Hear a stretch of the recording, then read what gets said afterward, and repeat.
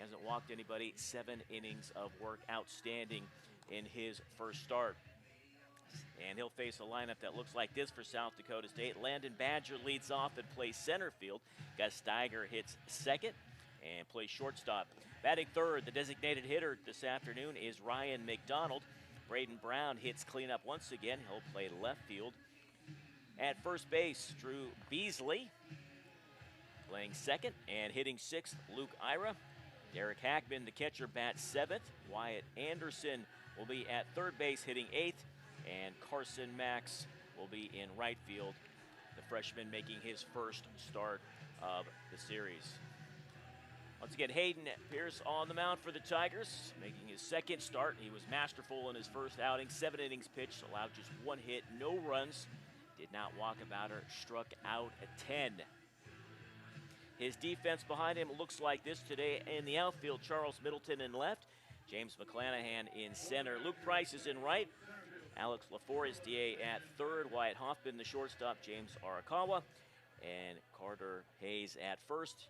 And his battery mate is Jeremy Lee. Another spectacular day here in Stockton. 61 degrees. About 10 degrees cooler than yesterday. Breeze once again blowing out to left. First pitch swung on, hit into right field. Price a few steps over, and he's got it. So 1 pitch and 1 out. Shortstop, number 3, Gus Steiger.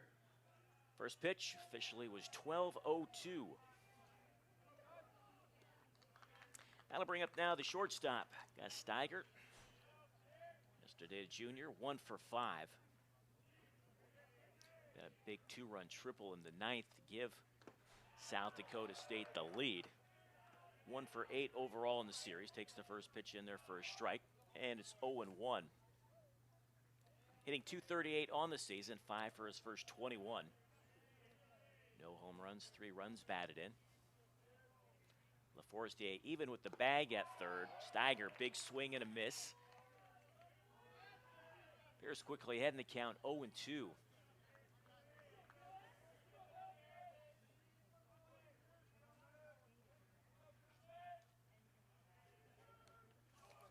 Right-hander comes set, and the 0-2 just missed outside. Talking to interim head coach Chris Rodriguez for the Tigers, he just raves about Hayden Pierce. Calls him a bulldog, a great competitor. Just will himself to win. And the 1-2, that's a called strike 3. 2 down quickly here in the top of the first, and that'll bring up Ryan McDonald. He started the first 2 games in right field. And he's the designated hitter here this afternoon, hitting .267, 4 for 15. No home runs, 4 runs batted in. The 4 runs lead the club. 1 for 4 yesterday, 2 for 7 in the series. Takes the first pitch, a breaking ball for a called strike. It's 0-1. The dimensions here at Klein Family Field, 317 down the left field line, 325 down the right field line. And it jets out in the alleys, 405 to left center. If you hit one out there, you're going to be running for a while. It's called Triples Alley. 1-1 on the number 3 hitter in the lineup. Right center's 365, but then it jets out to there. From left field to left center, the fence is 18 feet tall. And from left center to the right field foul pole, an 8-foot high fence. So sometimes it'll play like a pitcher's park, sometimes it'll be a hitter's park. Case in point, Friday night, a 2-1 pitcher's duel won by South Dakota State. And then yesterday, a wild affair. Tigers rallying in the 9th for a 13-12 win. 2-1 pitch, misses high. Now 3-1.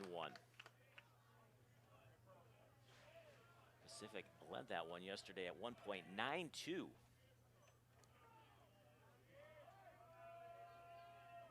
Three and one on the sophomore.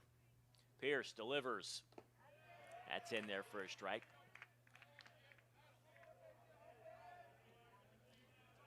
Full count on the Jackrabbits designated hitter.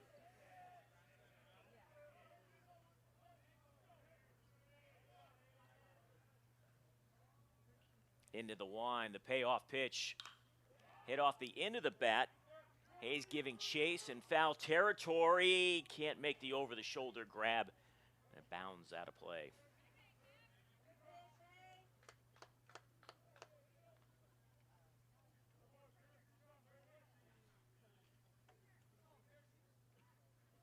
Tigers with an off day tomorrow, and then they'll conclude this homestand on Tuesday against UC Davis. That's a 6 o'clock start.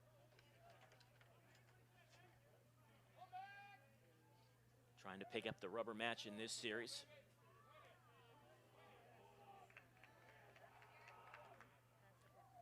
And improved 5-2 overall. Once again, the payoff pitch fouled straight back, so we'll do it all over again. So McDonald fouls off 2 straight pitches.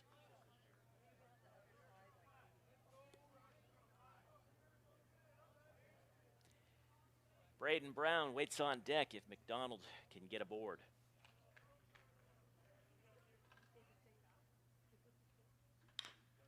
Chopper down towards third, and it is a foul ball. So now 3 straight pitches fouled off by McDonald.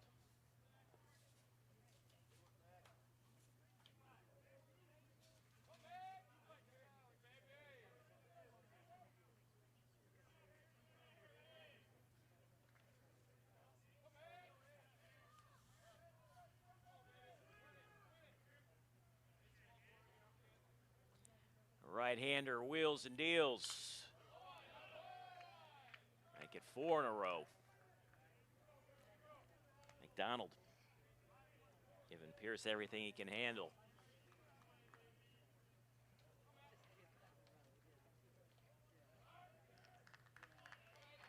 McDonald last night, or yesterday, beg your pardon, had a big RBI single in the 9th inning. Checks his swing. They'll appeal down to first, said he did not go. All the Tigers were headed into the dugout. It's a 2-out walk issued to Ryan McDonald. That'll bring up the cleanup hitter, Braden Brown. Brown off to a good start, 7 for his first 20, 350 average. Hit leadoff on Friday night. He's been in the cleanup slot yesterday as well as today. Quick throw over, and they nearly had McDonald sleeping over there.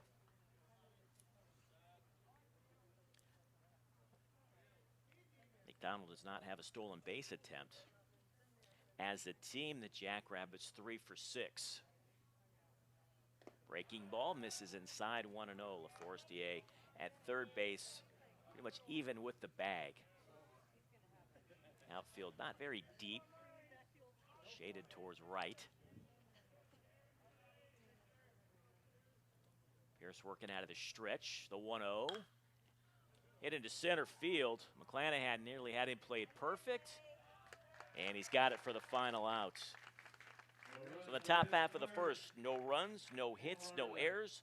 1 runner left aboard, head to the bottom of the first, no score. You don't have to worry about potting down. They just cut your...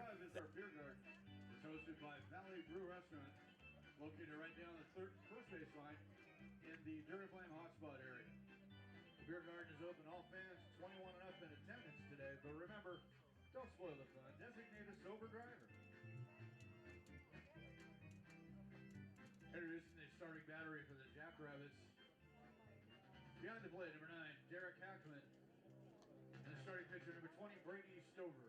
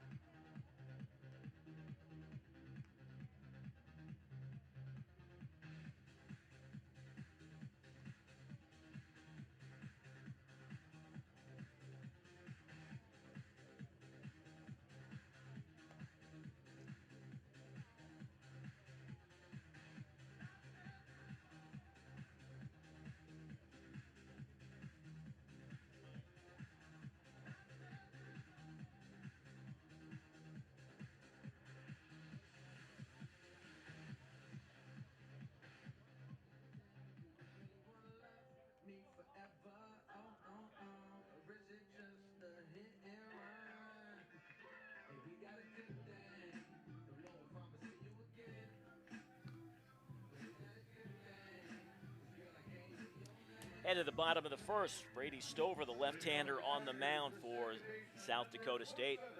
And Pacific's lineup looks like this. James Arakawa will lead things off. James McClanahan will hit second. Charles Middleton hits third in left field.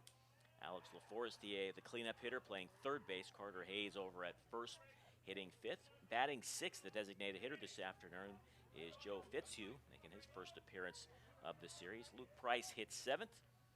Jeremy Lee, the catcher, will be hitting eighth, and batting ninth, the shortstop, Wyatt Hoffman. Arakawa swings at the first pitch, lifts it into foul territory, and making a nice over-the-shoulder grab is the first baseman, Drew Beasley. So on one pitch, Arakawa is retired.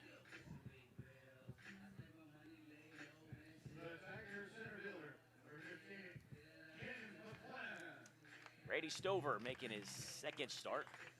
0-1 record, an ERA of 12.46. In his first outing, he was roughed up 4 1/3 innings pitched, 6 hits, 8 runs, 6 earned. Struck out 2 and walked 1. So McClanahan steps in, shows bunt, pulls it back, takes the first pitch inside for a ball. The defense behind Stover today, Wyatt Anderson gets to start at third. At shortstop, Gus Steiger, Luke Ira at second, and Drew Beasley, who just made the in foul territory, at first. Get to that outfield after this pitch, the 1-0. Fastball high, 1-1. Braden Brown is in left. Landon Badger, the four-year starter, in center field. And Carson Max getting his first start. The freshman is in right field. Derek Hackman is the catcher. The 2-0. Inside for a ball, now 3-0. Stover features a fastball, slider, changeup. That fastball reached the upper 80s on the radar gun. See if McClanahan taking all the way on 3-0. Shows bunt, pulls it back, takes a strike, 3-1. Last year, Stover drafted in the 32nd round by the Washington Nationals, but decided to return to South Dakota State. It's been a little distant at times. That ball is skied foul, and that one's going to get back out of play. Like Gus Steiger showing some athleticism out there, leaping the fence.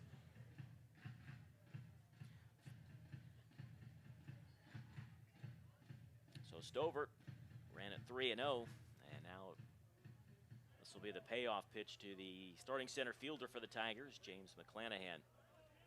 0 for 5 yesterday with a sacrifice bunt, just 1 for 10 in the series.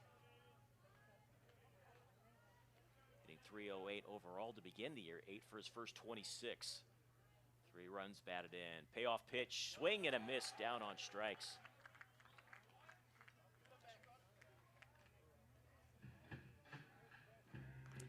And that'll bring up the left fielder, Charles Middleton, who has just been on fire to begin this 2020 campaign. Hitting .480, he is 12 for 25. No home runs, leads the team with 8 RBI.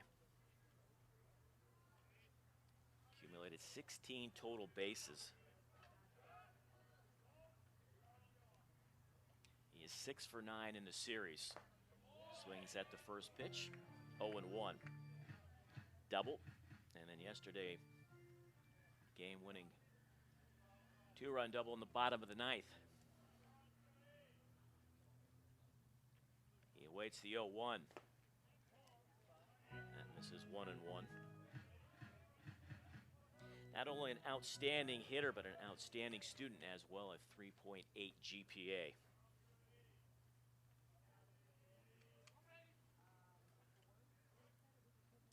The 1-1. Popped up, foul territory right side. It is playable for the first baseman, Beasley, who stumbles, but he makes the grab. So Middleton retired for a rare time. 3 up, 3 down for the Tigers in the bottom of the first. We played an inning, no score. Lincoln Center is Stockton's premier shopping and dining destination. Enjoy boutique shopping, our award-winning restaurants, and family-friendly atmosphere. Conveniently located at Pacific Avenue and Benjamin Holt, less than 3 miles from the University of the Pacific campus. Visit LincolnCenterShops.com for a list of stores that offer a discount to all UOP students. Lincoln Center, always in style.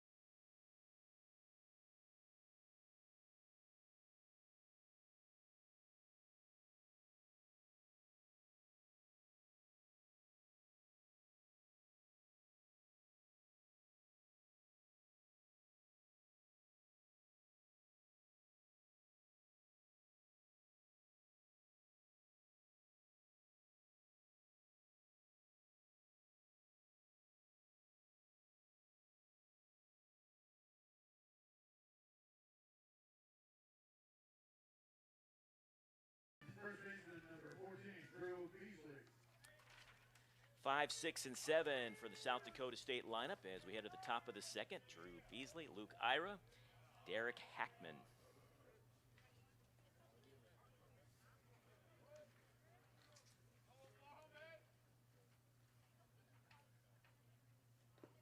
Air starts it out with a nice looking breaking ball, 0-1.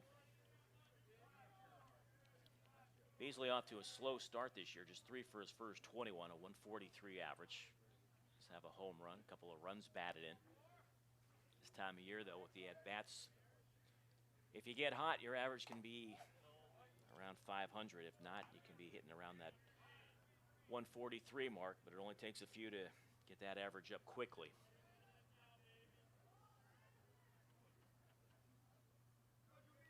Beasley yesterday was 2 for 4, 2 for 8 overall in the 2 games so far.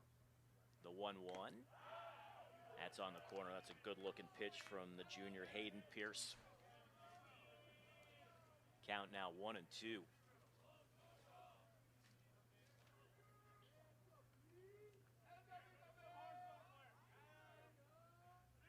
Right-hander delivers. Missed outside, evened up now at 2-2. After today, South Dakota State will have a couple of days off. They'll have just a 1-game series at the University of Minnesota. 2-2. Hit down towards LaForestier. Over to first. 1 up, 1 down.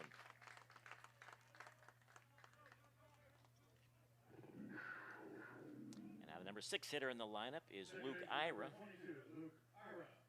He's had an outstanding series, 5 for 8. Yesterday, 3 for 4. RBI, a couple of runs scored. Overall, he is one of the few Jackrabbits who has gotten off to a good start, hitting .389, 7 for 18. Swings at the first pitch, hits it on down to short. Hoffman, easy play, and 2 gone quickly here in the top of the second.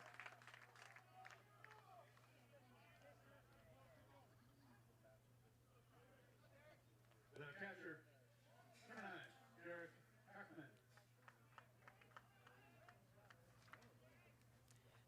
South Dakota State, they play their first 22 games of the season on the road because they have to deal with the inclement weather playing in South Dakota. First pitch into Hackman for a strike.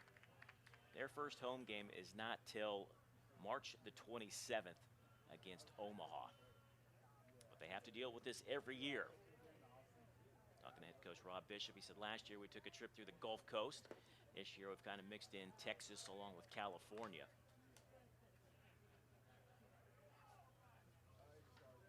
Hackman hitting .188, 3 for his first 16.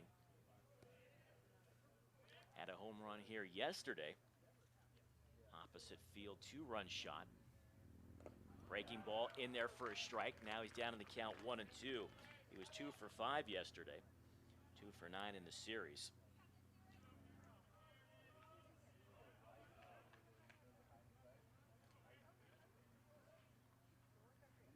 The 1-2 from Pierce. Low and in the dirt. Count now evened up at 2-2. Wyatt Anderson waits on deck if Hackman can get aboard.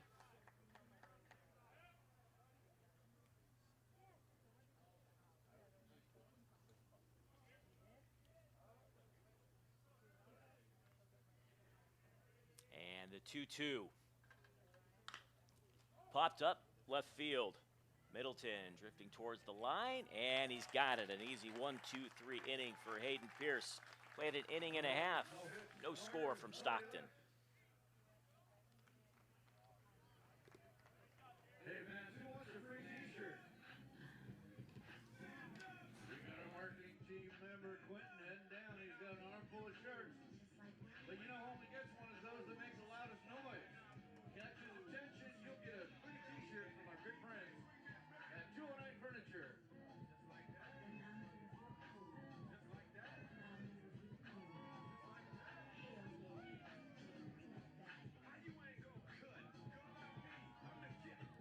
Got a few more.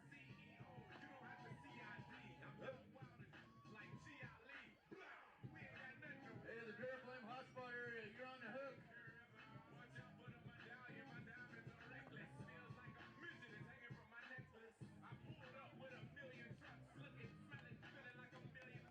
Thanks once again to our good friends at 209 Furniture.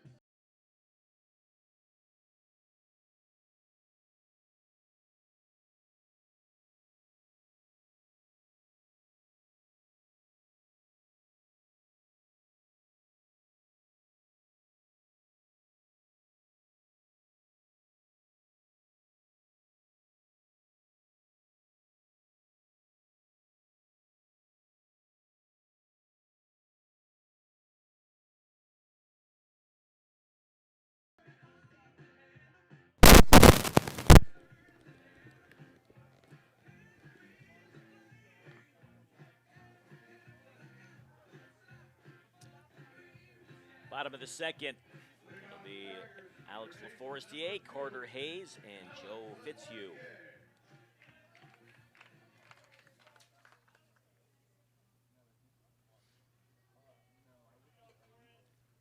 So for the Tigers this year offensively, it's been kind of feast or famine. In their 4 wins, they've scored 49 runs. In their 2 losses, they've combined for just 2 runs. First pitch, LaForestier.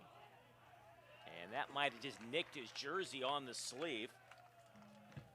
And on one pitch, he's aboard. Yesterday, South Dakota State pitching hit 2 batters. They were roughed up. They gave up 13 runs, 10 hits. They walked 8, hit 2 batters, threw 1 wild pitch. Carter Hayes steps in. 235, 4 for 17. No home runs, 2 runs batted in.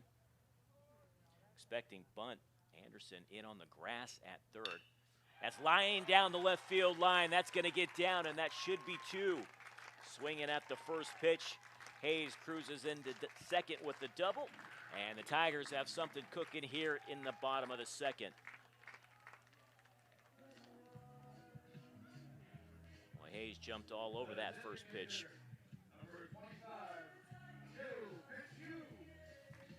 And that will bring up the designated hitter, Joe Fitzhugh, making his first appearance of the series. Getting his second start overall. He's 2 for 4. Has a home run and 5 runs batted in. RBI opportunity for him right here early.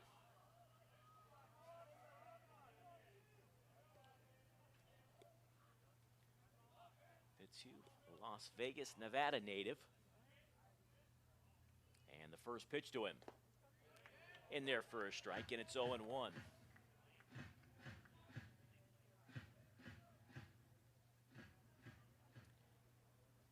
Fitzhugh, Harborview High School. Also played at San Diego State before making his way here to Pacific. He awaits the 0-1.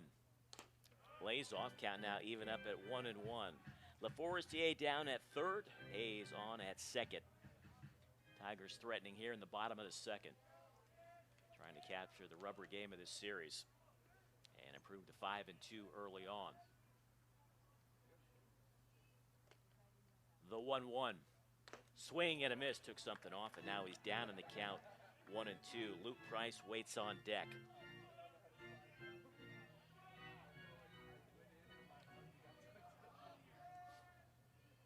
Now with 2 strikes to try and shorten up your swing, put the ball in play. Like to get something in the air at least to the outfield to get that run home from third with less than 2 out. Brushes him back. Count now even up at 2-2.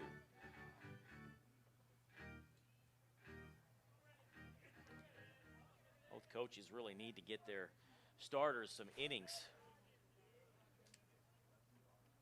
Yesterday was a long one for both staffs.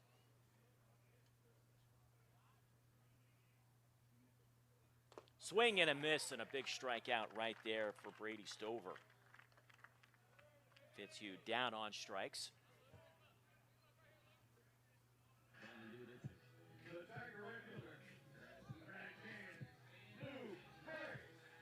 And now Luke Price will step in. Price 5 for 21, 238. No home runs, 5 runs batted in.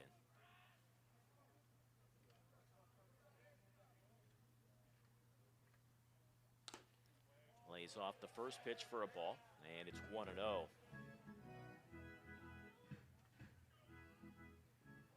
Yesterday he was 1 for 3. Had an RBI single, sacrifice fly. He was also hit by a pitch.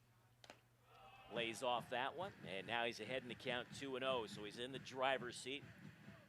Runners at second and third, 1 out. We're scoreless, bottom of the second.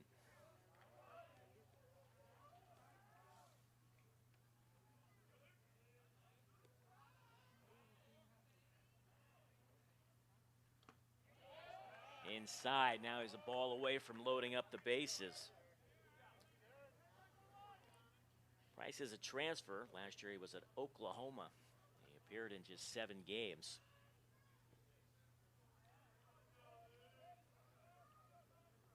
See if he's taken all the way on 3-0. That's in there for a strike. Now 3-1. Jeremy Lee, the catcher, waits on deck.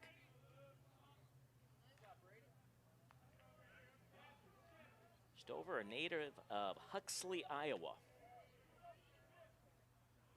The 3-1. Hit into left field, and that is going to get down. That will score 2. It's a 2-run double for Luke Price, and the Tigers lead it 2-0.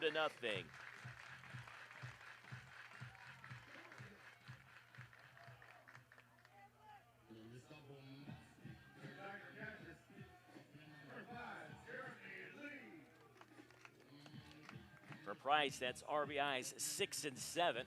That now puts him second on the ball club, and now Jeremy Lee steps in.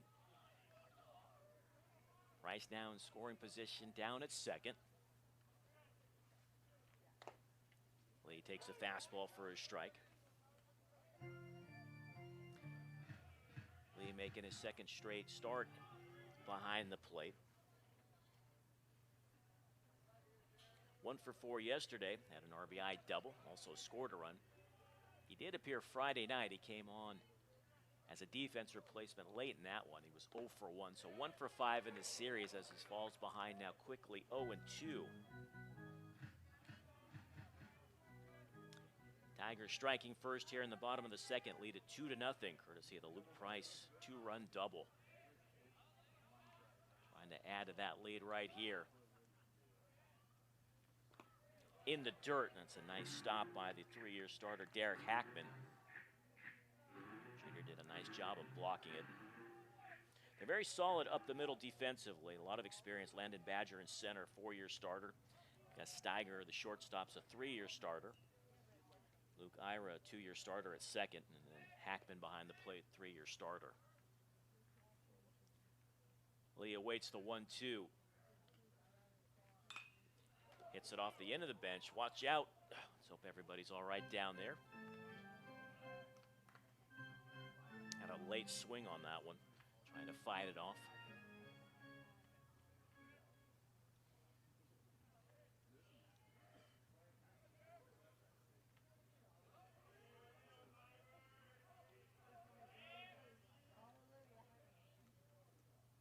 The 1-2. How's that one straight back? Lee trying to fight off pitches until he can get one that he can handle and do something with. Price, the runner, down at second.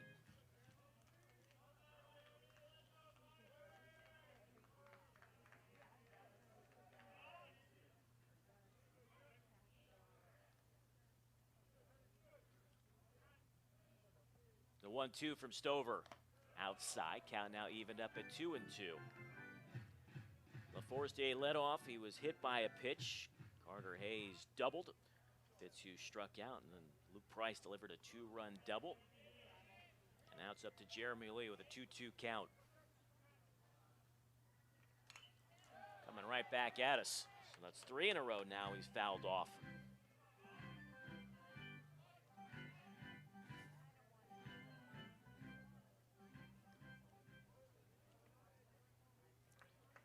Lee, Bay Area native from Pleasanton, California, to the East Bay.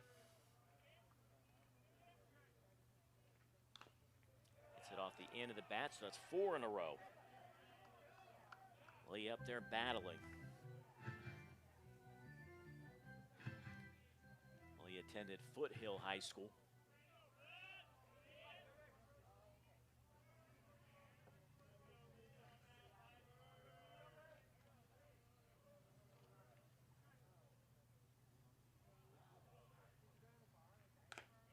Lays off, and now the count is full.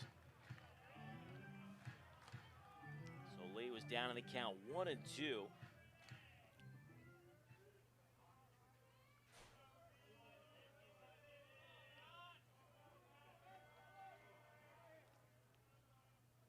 And the payoff pitch from Stover. Hit into left field. Still going back is the left fielder, Brown. And then right in front of the track, he hauls it in. Price will remain at second, so Lee gave it a ride. Yesterday, with the wind blowing out about 10 miles an hour, that one, it might have gotten out, but much calmer today, and it's just a long out. 2 gone now here in the bottom of the second, and the number 9 hitter, Wyatt Hoffman, steps in. Shortstop hitting 167, just 2 for his first 12, does have an RBI.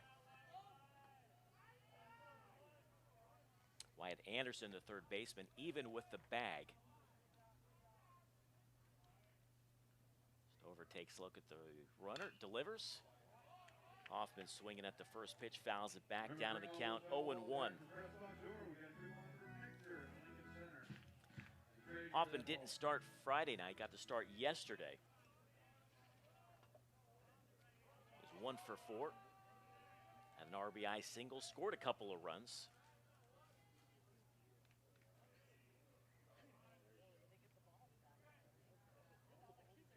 The 0-1 to him. Popped up. It is playable in foul territory. Anderson, the third baseman, camps under it, and he's got it for the final out. However, the Tigers, they strike for 2 runs. They do it on 2 hits. There were no errors, 1 runner left aboard. We played 2, 2-0 Pacific. The Tigers 2, the Jackrabbits nothing.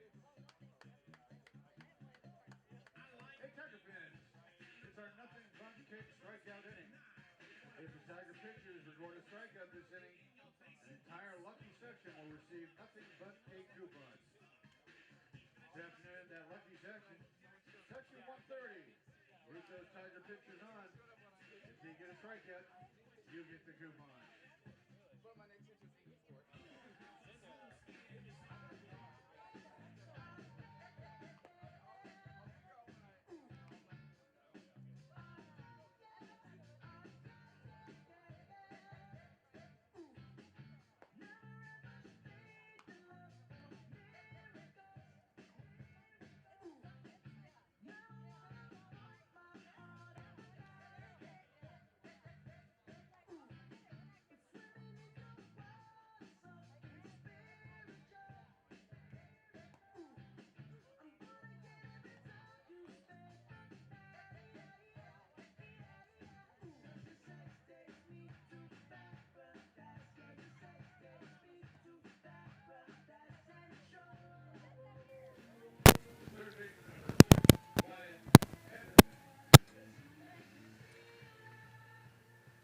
Top of the third, Hayden Pierce will face 8, 9, and 1 in the order. Wyatt Anderson, Carson Max, and the top of the order, Landon Badger.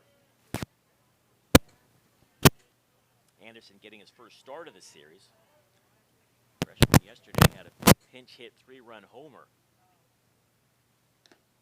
Lays off that one, misses for a ball, and it's 1-0. Anderson overall 2 for 5.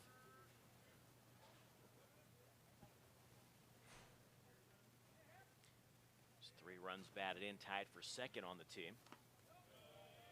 And now it's 2-0.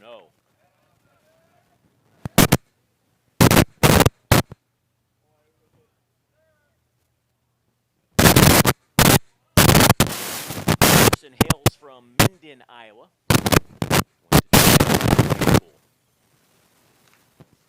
Straight back, get your glove coming right at us.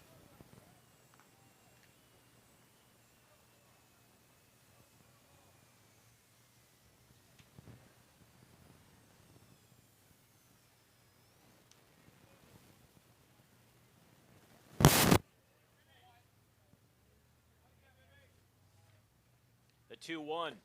That's in there for a strike count now, 2-2. Mentioned Anderson's from Iowa. They pretty much recruit from 4 states. Iowa, South Dakota, Minnesota, and Nebraska. Check swing, fouls it off. Count remains at 2-2.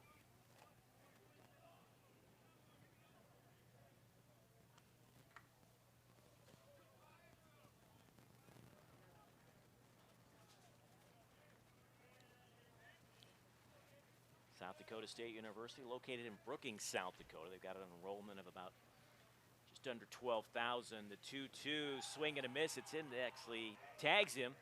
So a strikeout, tag out. Second strikeout of the game for Pierce. And there's one gone here in the top of the third. Jackrabbits are out of the Summit League. Right fielder number 2, Carson Max. Preseason poll, they were picked for third.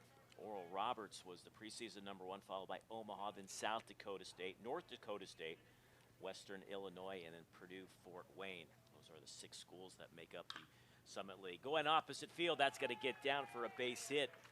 First one of the game for South Dakota State. So Carson Max is aboard with 1 gone, top of the order. Center fielder number 11, Landon Badger. That'll bring up Landon Badger. From South Dakota, Pierre, South Dakota. Senior steps in, 1 gone, 1 on. Pacific leading it 2-0, the rubber game. Jackrabbits winning Friday night. Tigers winning yesterday in dramatic fashion. Swinging at the first pitch, he hits that one a long way to right field, still going back. That is gone. Landon Badger on the first pitch. It's a 2-run homer, and we're all knotted up at 2.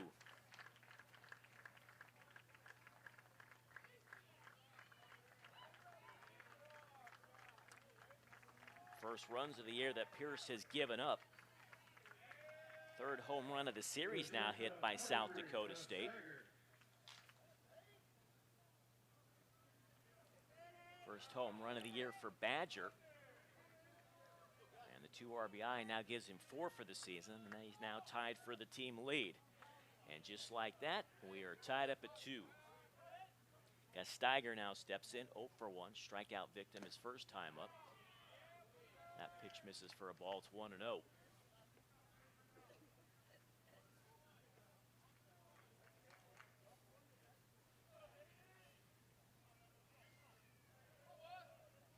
So Max and Badger went up their first ball hitting. That one misses inside. So now it's 2-0. Max the opposite field base hit, and then Badger a 2-run homer.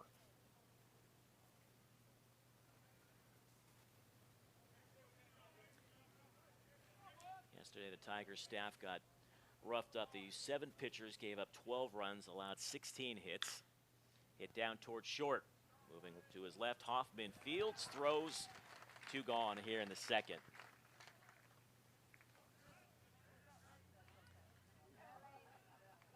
Getting back to the pitching staff, they also walked 3, hit 3 batters, and gave up 2 home runs.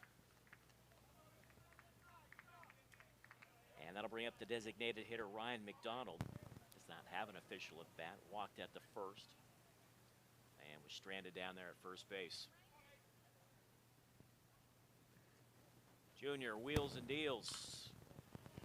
Foul back out of play. 0-1 on the sophomore designated hitter, Ryan McDonald.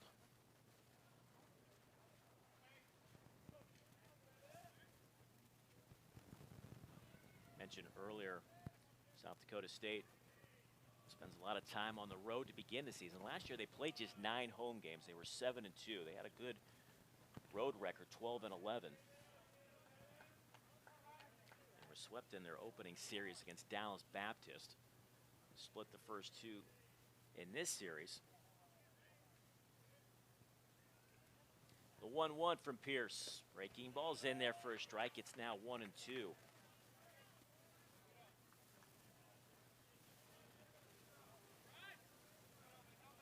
Started playing baseball back in 1947. Spent a lot of time in Division II.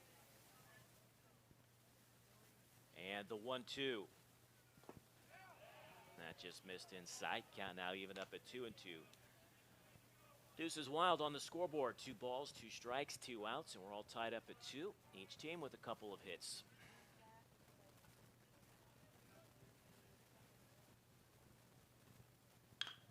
Hit down towards short. Big hop for Hoffman. And the side is retired. Not before the Jackrabbits do some damage. 2 runs, 2 hits. No errors, nobody left on board. The big blow, Badgers 2-run homer. Bottom of the 3rd, all tied up. One of those 3 outs, though. It was a strikeout. So congratulations, section 130.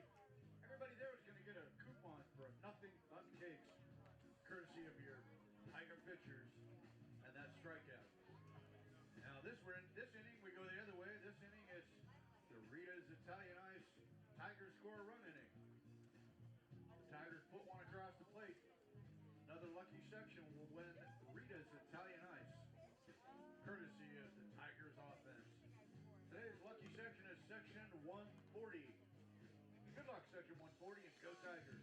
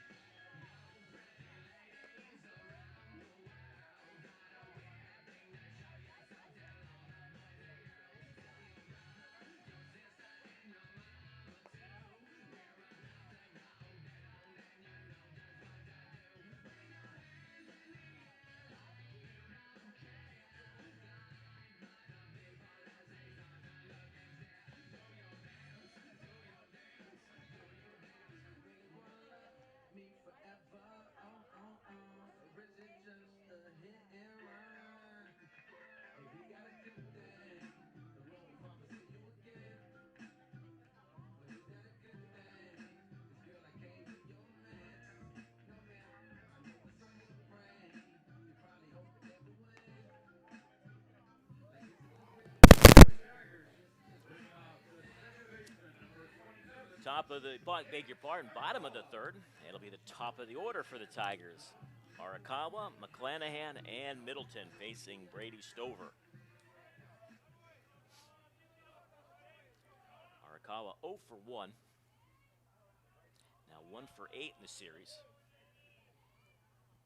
He's also won 3 times. He's been hit by a pitch.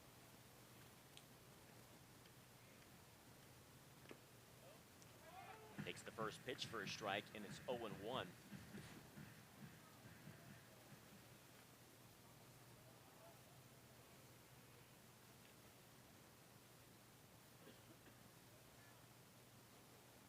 Swing and a miss, and he's quickly down in the count, 0-2.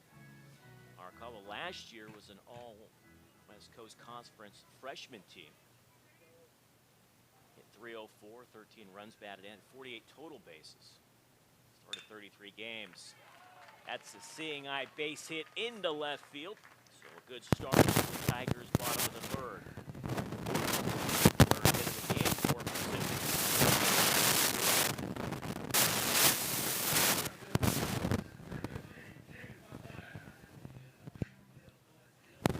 And that'll bring up the center fielder, James McClanahan. He's 0 for 1, strikeout victim in the 1st. Running situation for the center fielder. That time has been asked for.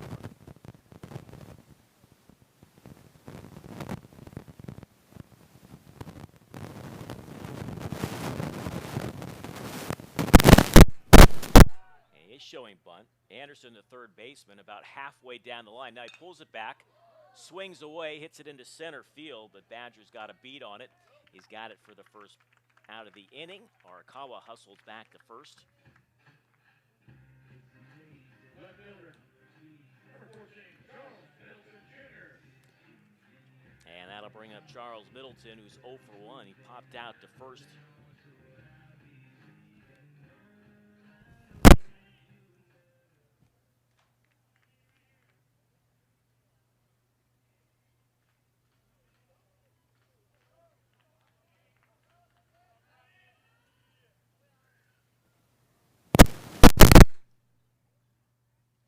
Swings at the first pitch.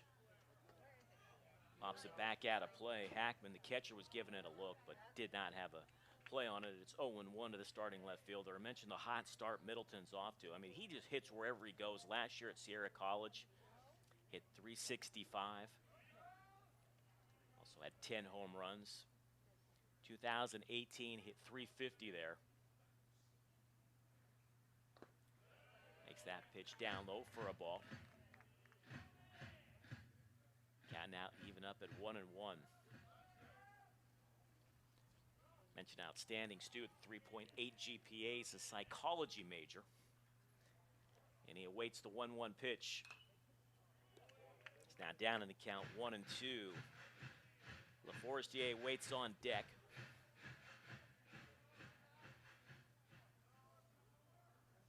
Talking to interim head coach Chris Rodriguez before the game, he just raves about Middleton, not only as a player, but as a person.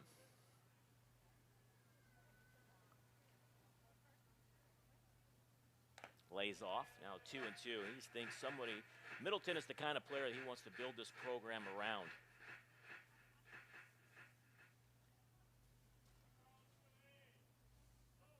Last year, the Tigers finished 3 games under 500, 23-26. Runner goes. Pitch lifted into center field, the hit and run on. Middleton's going to fly out to center. And now 2 gone as Arakawa once again has to retreat back to first.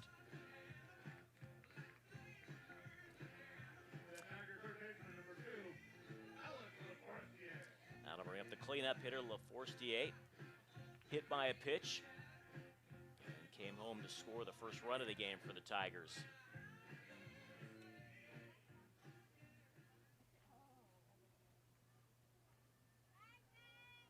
Year ago, hit .261. Lays off the first pitch, takes it for a ball, and it's 1-0.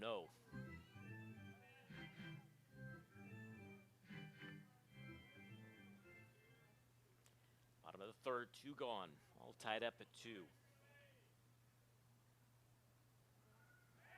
Throw over, Arakawa back easily. Arakawa hasn't attempted a stolen base this year. As a team, the Tigers outstanding, 7 for 8.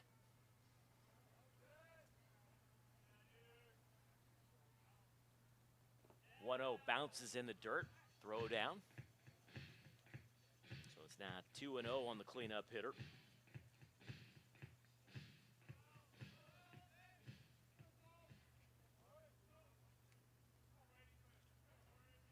See Arakawa's lead over at first. 3 straight have missed.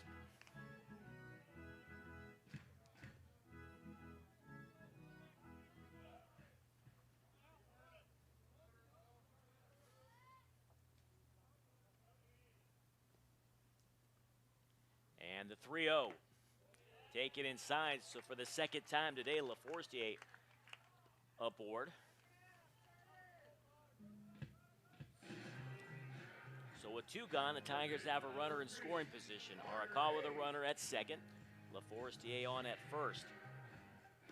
Carter Hayes steps in. Doubled his first time up, scored the second run of the game for the Tigers. call away from second.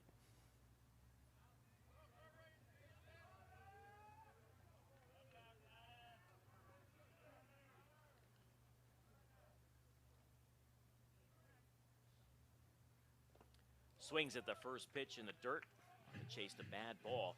Down in the count, 0-1. Jackrabbits scored 2 in the top half of this frame. And now the Tigers trying to answer back.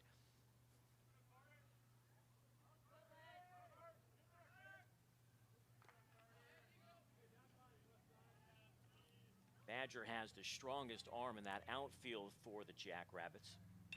Check swing, excuse me, didn't mean to do it. Pop up. Beasley's got it. And the Tigers threaten, but they come up empty. No runs, 1 hit, no errors, 2 runners left aboard. We've played 3 complete, all tied up at 2.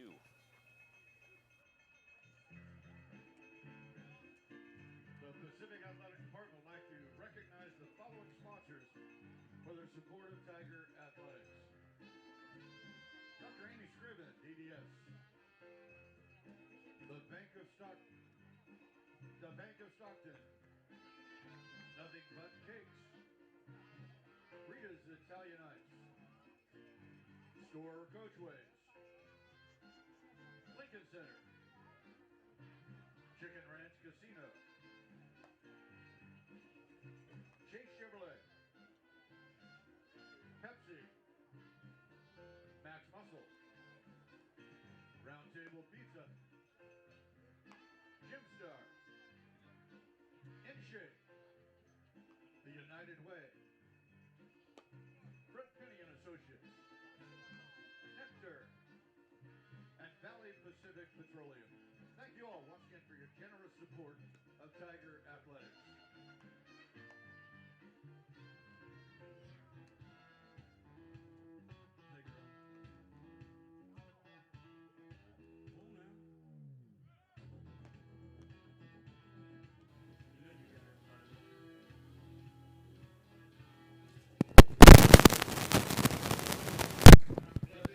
Top of the 4th.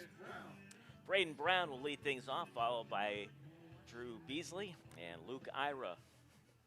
4, 5, and 6 in the Jackrabbit lineup. Facing the junior Hayden Pierce. Brown's 0 for 1, fly to center.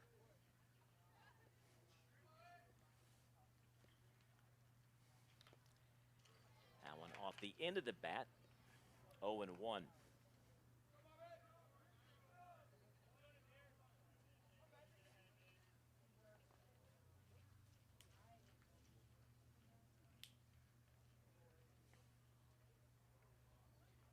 Right-hander into the line is 0-1.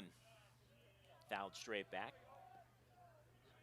So the junior Hayden Pierce quickly ahead in the count, 0-2. See if he goes right after the cleanup hitter Brown. Gets him to try to chase one outside the strike zone.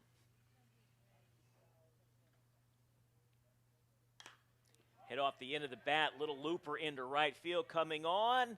Diving attempt by Price, he's not going to get there. So a leadoff single for Braden Brown.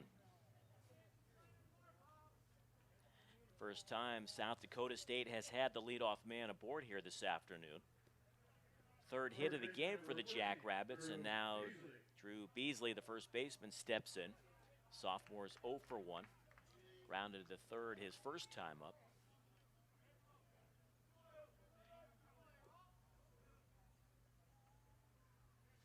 As a team, South Dakota State hitting .218 coming into this afternoon's game. Throw over. Diving back in safely is Brown.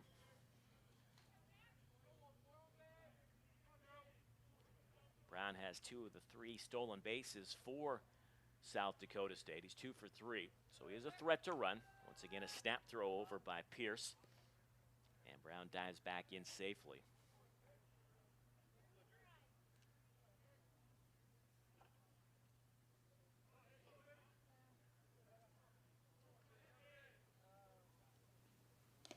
Runner does not go. Beasley takes the first pitch low and away for a ball. It's 1-0.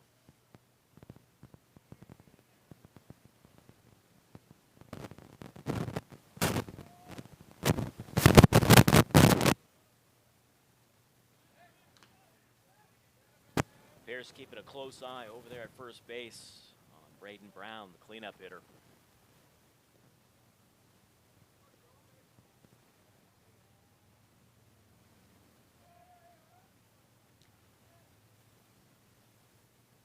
Beasley off the end of the bat, comebacker.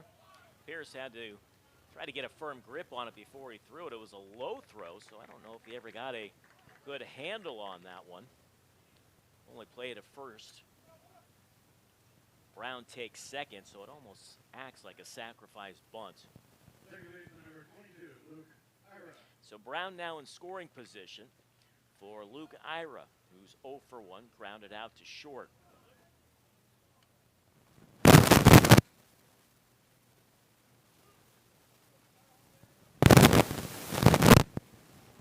from Iowa City, Iowa.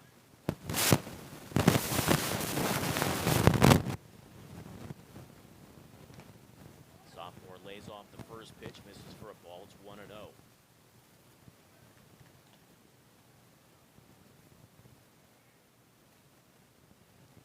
Brown, the runner, down at second. He's the go-ahead run.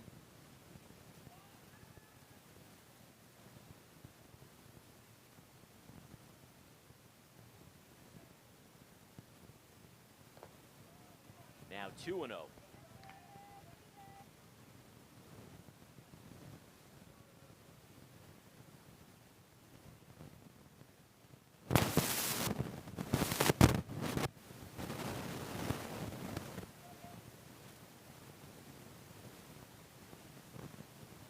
Gives the runner a look, delivers.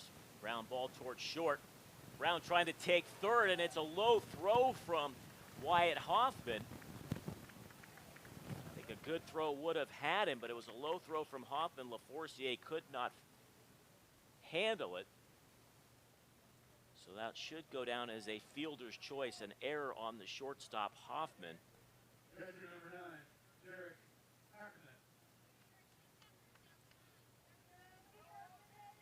The errors continue to mount for the Tigers.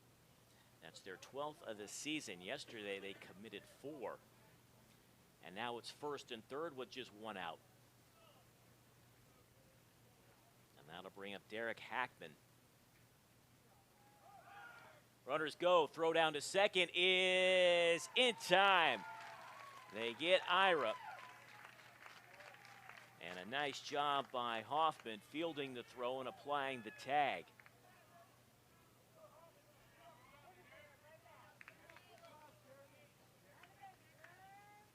And an outstanding throw from Jeremy Lee, the sophomore catcher. And so now 2 gone. And with that, Pierce will now work out of the windup. Brown remains the runner at third. First pitch missed for a ball. It's 1-0.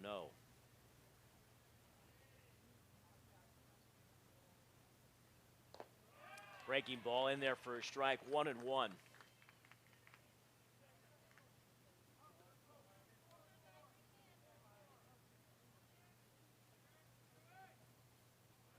Each team has scored 2 runs. Each team has 3 hits. And Pacific made the only error of the game, playing the top of the 4th.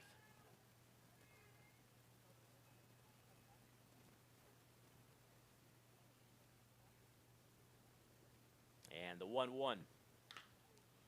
Hit down the left field line. Middleton giving chase, but it's going to be back out of play. So the junior Pierce now ahead in the count, 1-2. Hackman's home run yesterday, he went opposite field. And when it left the bat, it didn't appear like it had enough to get out and clear that 18-foot wall and left.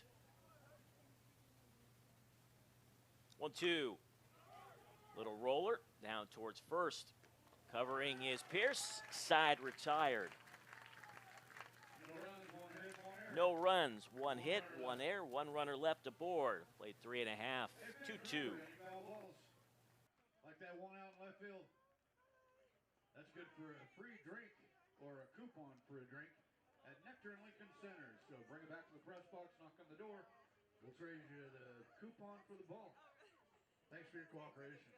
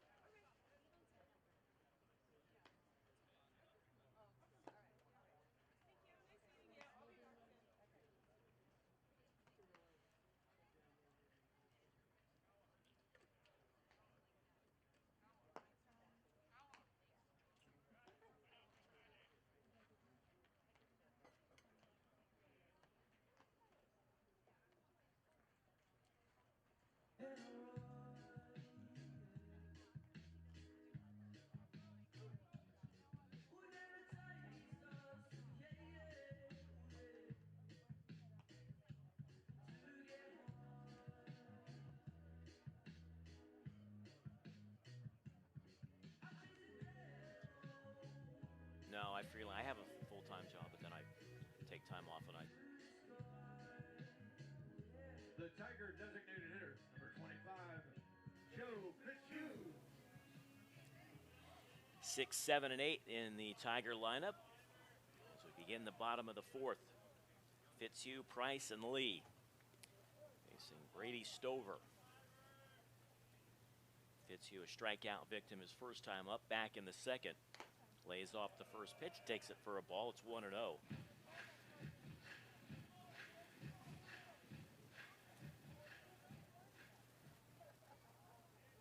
Outfield straight away.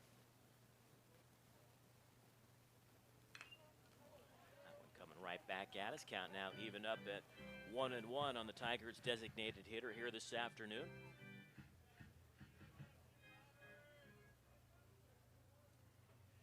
Right fielder Carson Mack, somewhat shallow out there.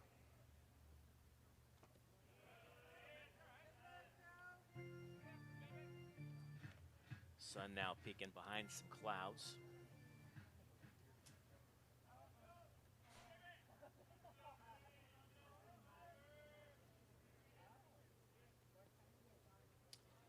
And the 2-1 from Stover. 3-1. Let's see if Fitzhugh can get a pitch here and do something with it to begin the bottom of the fourth.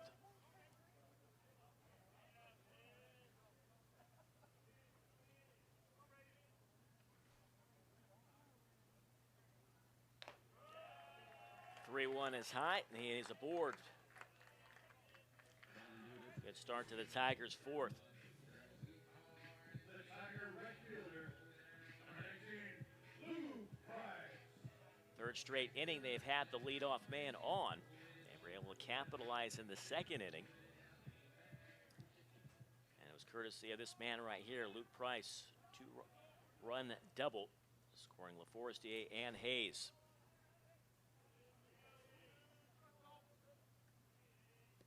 Third baseman Anderson in on the grass. Price takes a fastball in there. 0-1.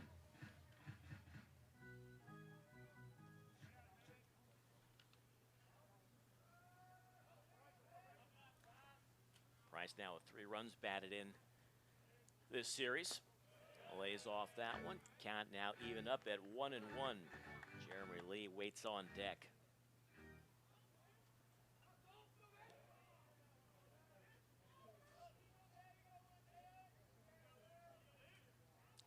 Price is one of 8 transfers on this year's Tigers squad. Half-hearted swing from the former Oklahoma Sooner. Took him down to one knee, and he's down in the count 1-2.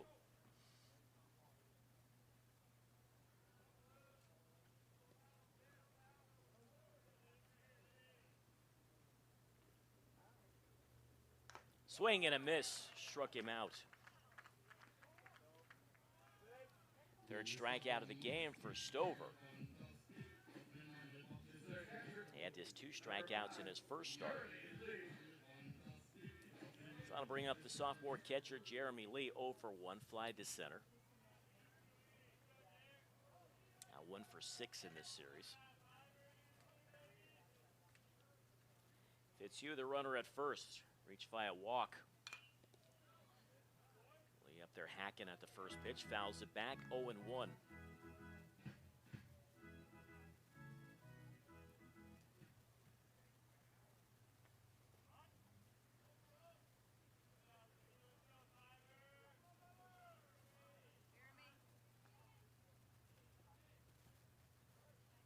The 0-1. In there for a strike, so Lee quickly down in the count now, 0-2.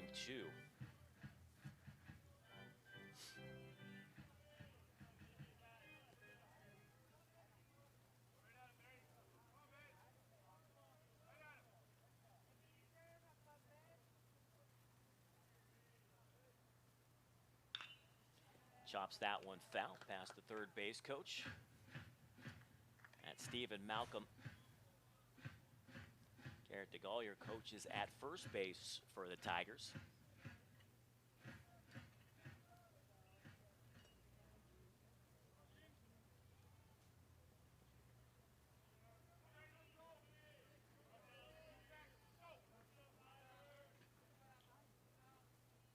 Stover comes set. The 0-2 in the dirt. Nice block by Derek Hackman. The catcher count now 1-2. One gone, bottom of the fourth. The ball gets away from Stover.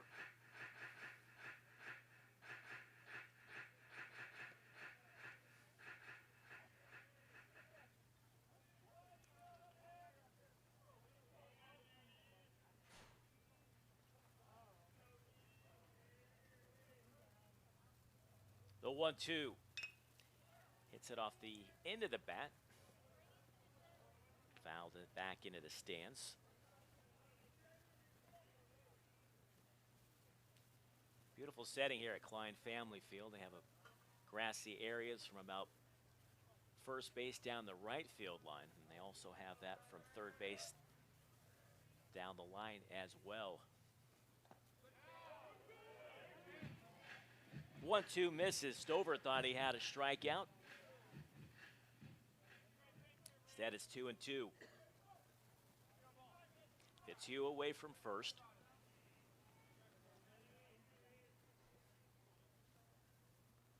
Left-handers 2-2. That's hit into left center. Anybody going to get there? And a fine sliding grab by Braden Brown for out number 2. That one looked like it had extra bases written all over it for Brown. He can cover some ground out there in left field. A sliding grab running a long way. And now there's 2 gone. And with 2 gone, that'll bring up the number 9 hitter, Wyatt Hoffman. 0 for 1, popped to short.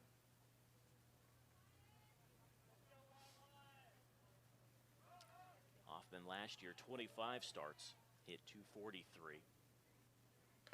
Takes the first pitch in there for a strike. It's 0-1. The last name sounds familiar. It should. His father, Hall of Fame closer Trevor Hoffman of the San Diego Padres. Well, he was something to see back in the day, number 51. When he came in, it was lights out. The 0-1. That misses inside. Count now even up at 1-1.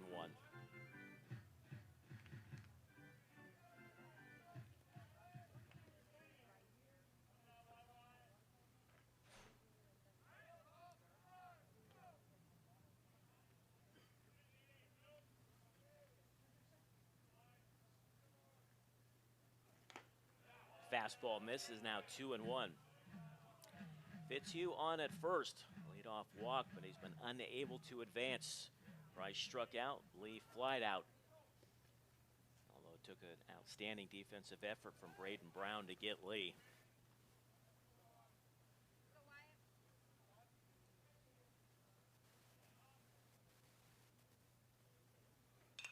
Two-1 has popped up on the right side of the infield. Calling for it is the second baseman, Ira. He's got it, and the side is retired. No runs, no hits, no errors, 1 runner left aboard. Still all knotted up at the end of 4. Still tied at 2. Hey, Tiger fans, be sure to visit sure to visit the concession stand. It's located on the third base side at the end of the stands. Somewhere down there.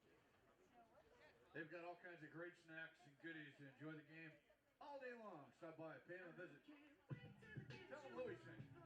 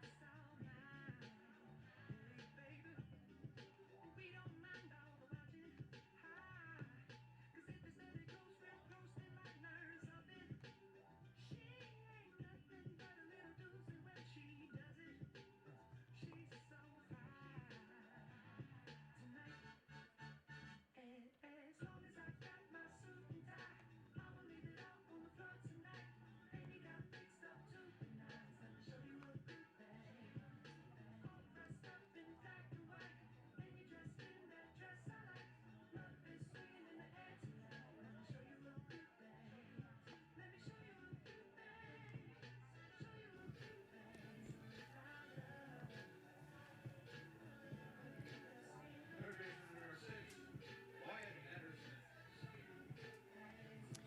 Hayden Pierce will face Wyatt Anderson, Carson Max in top of the order, and Landon Badger.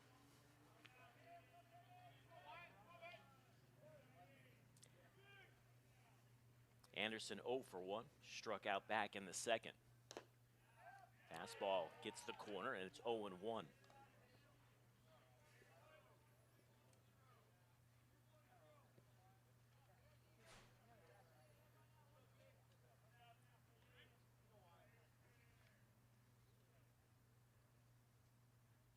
Breaking ball. Had a notion laid off. The count now even up at 1 and 1 on the freshman third baseman.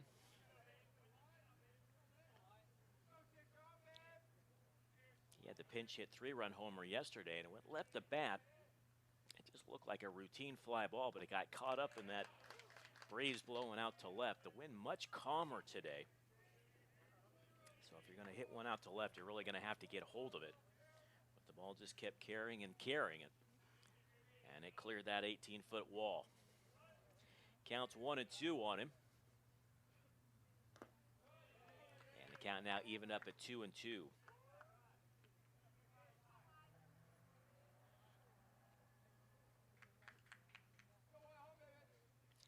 Anderson and Carson Max, the two freshmen in the lineup today for head coach Rob Bishop in his 4th season. Swing and a miss. He's down on strikes for the second time.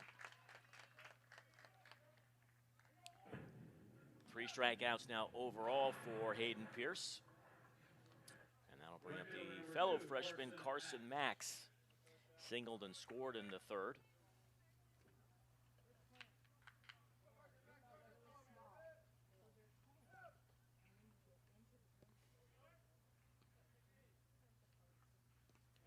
First pitch is in the dirt, and that might have got the catching arm of Jeremy Lee. I think he's going to need a minute.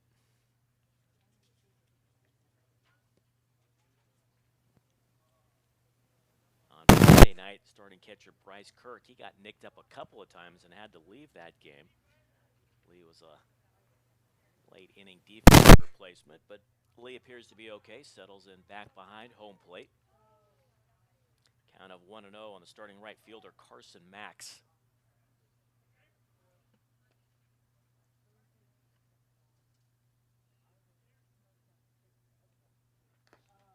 Stays outside, now 2-0. Jackrabbits 2 runs, 3 hits, no errors. The Tigers also 2 runs, 3 hits, and they've committed the game's only error. Rubber match of the 3-game series. There's a strike, 2 and 1.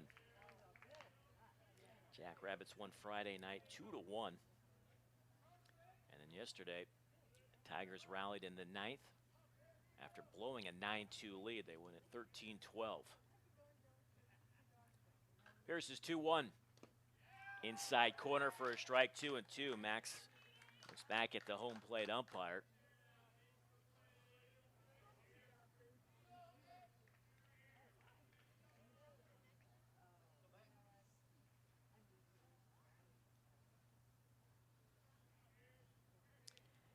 the 2-2. Fouled back out of play.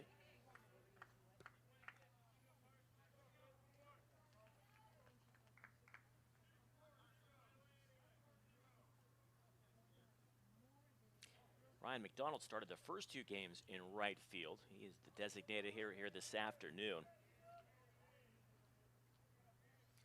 Josh Falk given the day off. And the 2-2. And that hit him. Now they're going to say Max leaned into the pitch and he's going to be called out. Well, you don't see that very often. Now, Rob Bishop, the head coach for South Dakota State, he wants an explanation from the home plate umpire. And it's a very quick conversation. You can hear the home plate umpire explaining to Coach Bishop that the batter's got to get out of the way, saying that he leaned into it. So there's now 2 gone, and it's top of the order in Landon Badger. We just don't see that called very often. Breaking ball in there for a strike, and it's 0-1. Badger 1 for 2 back in the third, a big 2-run homer, and that tied the game up. He's also flied to right.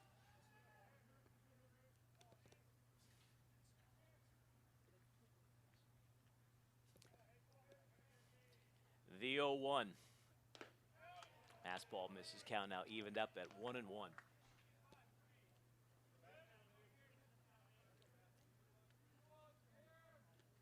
Badgers enjoyed a fine series, now 4 for 8 overall. Homer and 3 runs batted in. The 1-1. Takes it in there for a strike, and he's now down in the count 1-2. We're going to try to get an official scoring on Carson Max. He was hit by a pitch, but the home plate umpire ruled he leaned into it, so he was called out.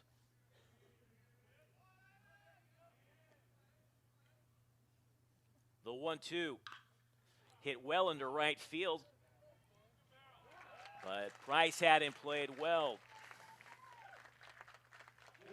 So it's a 1-2-3 inning for Hayden Pearson, the top of the 5th, and we're still tied up at 2.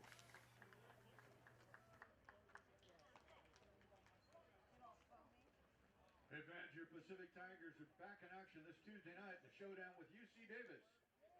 Game time set for 6 p.m. Gates open at 5. Mark your calendars for the annual community fireworks show. Later on this year, we've got 2. The first one is Saturday, April 25th, and the second is Saturday, May 16th. Both programs presented by Dr. Scriven, DDS.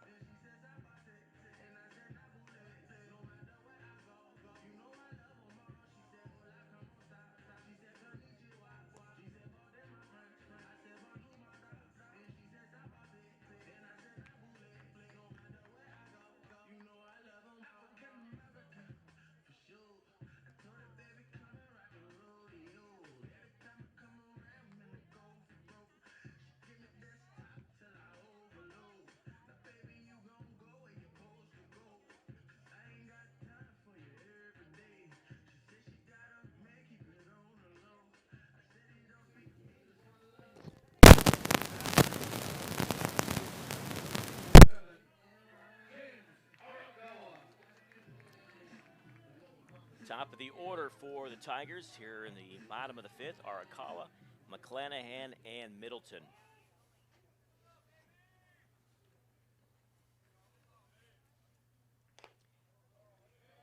That misses for a ball. It's 1-0. Arakawa is 1 for 2. He's popped out and singled.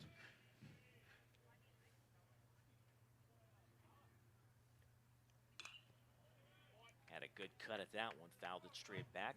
Count now evened up at 1-1.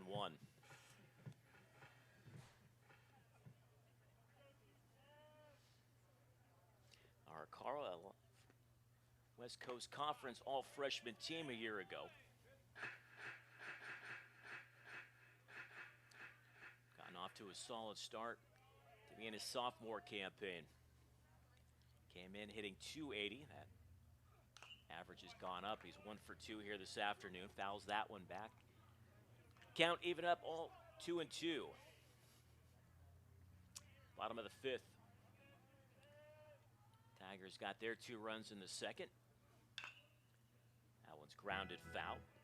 And South Dakota State got their 2 in the top of the 3rd.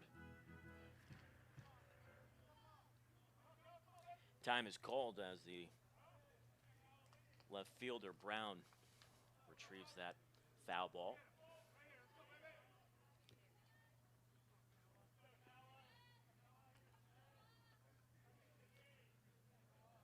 Stover, he puts that glove right over his face. Hit into left field. Brown coming in, and he's got it.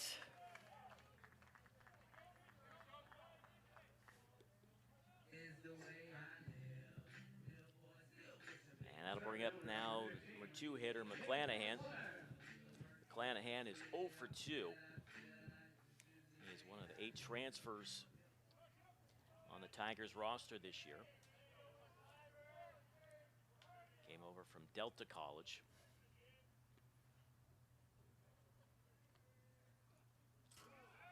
And that went all the way to the backstop. I'm not sure if he crossed up his catcher, Hackman.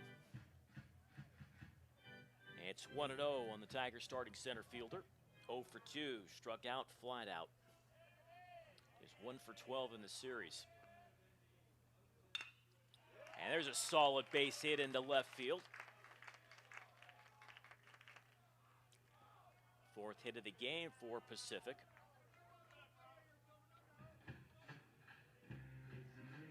So a 1-out base hit, and that'll bring up Charles Middleton.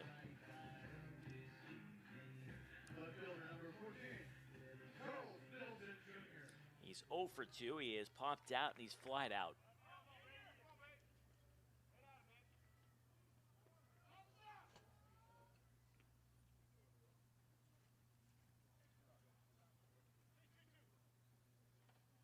Time has been called.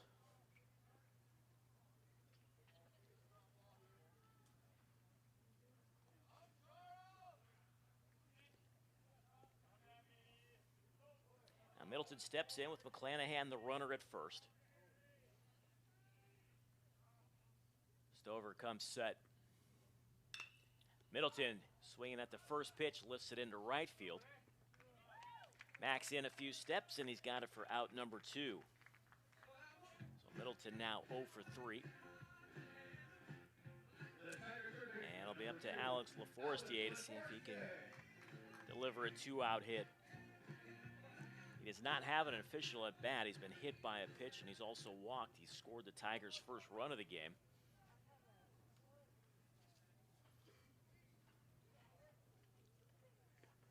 Arakawa over at first does not have a stolen base attempt this season, as the first pitch misses to the Tigers' cleanup hitter.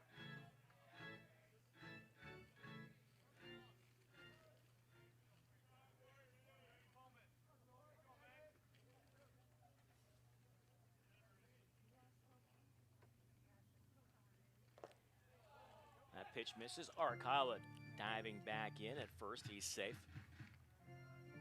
LaForestier has just 1 hit in the series, but he's been on base 7 times. He's walked 5 times in this series, and he's also been hit by a pitch. And he awaits the 2-0. Now it's 3-0.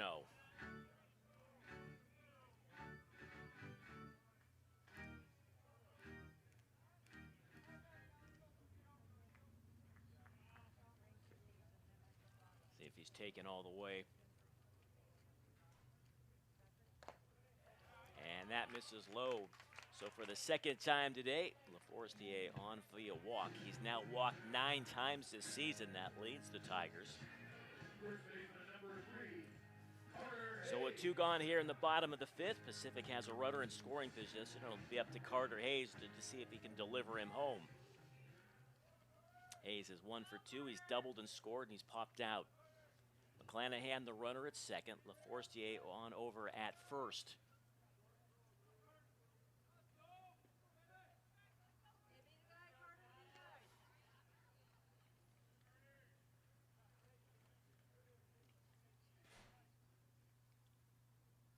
And the senior swings at the first pitch, hits it down to third.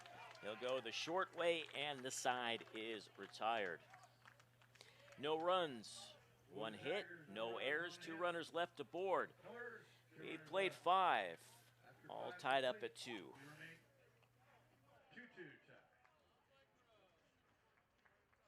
Hey fans, enjoy all the fun and excitement of Pacific Baseball with your very own suite, catered by Michael's Pizza, or enjoy one of our special Duraflame Hotspot packages. For more information, visit PacificTigers.com or call the Pacific Box Office at 209-946-2474. Hey, by the way, if you're looking for a great place to go after the game, visit Michael's Pizza. They're conveniently located just blocks from campus on Alpine Avenue. Michael's Pizza has been family owned and operated since 1978, and they're happy and proud to be a part of the Stockton and San Joaquin County community.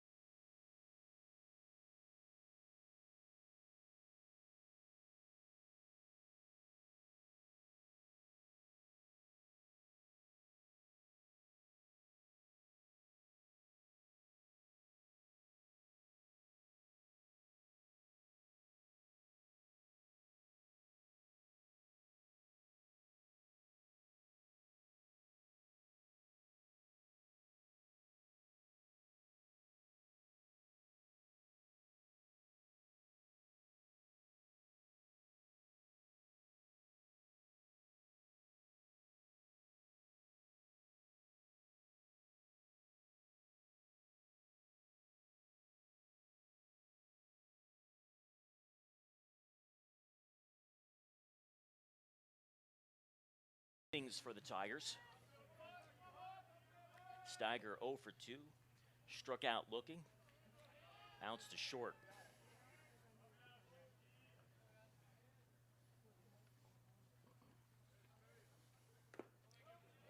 First pitch misses down low, 1-0.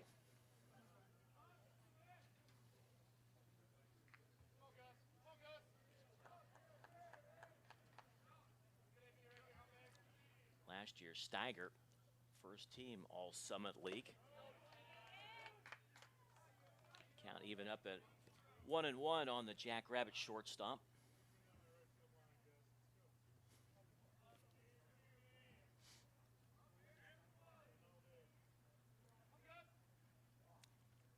Pierce is 1-1. Lined into center field, and that's going to get down for a leadoff single. Steiger's first hit of the game, second hit of the series. First time he's been aboard this afternoon. Designated hitter number 8, Ryan McDonald. That'll bring up the designated hitter, Ryan McDonald. The sophomore is 0 for 1. He walked and grounded out.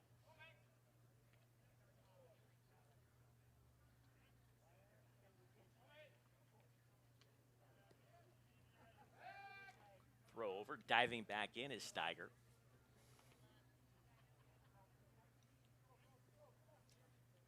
Steiger 1 for 1 on the season in the stolen base department. Decent side lead over there at first. Once again, Pierce throws over. Steiger scampers back quickly. Each team now with 4 hits.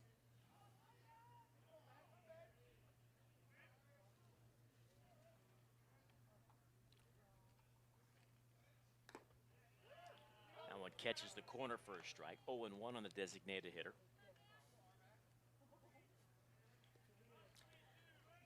Forestier at third, even with the bag.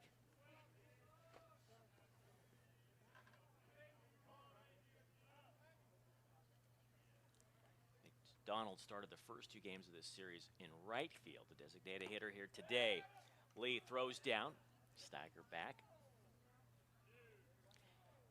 And it's 1-1. Braden Brown waits on deck.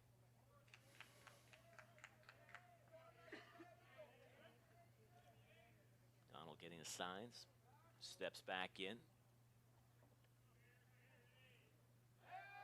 Another throw over.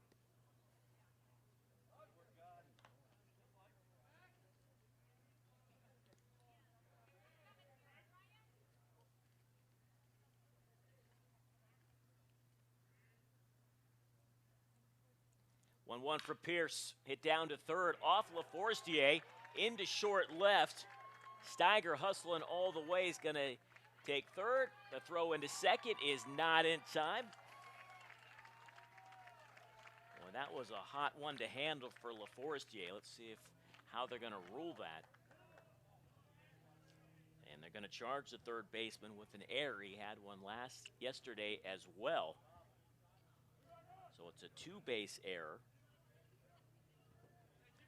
Nobody out. Jackrabbits threatening. That'll bring up the cleanup hitter, Braden Brown. He's 1 for 2. He singled and flied out. Second error of the game for the Tigers.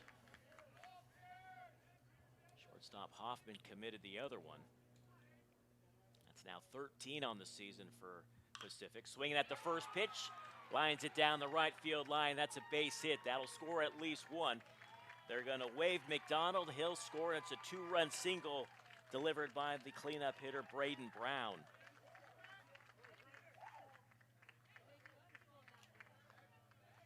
And the Jackrabbits now lead it 4-2 here in the top of the sixth. Still nobody out. And Brown, the runner, now at first.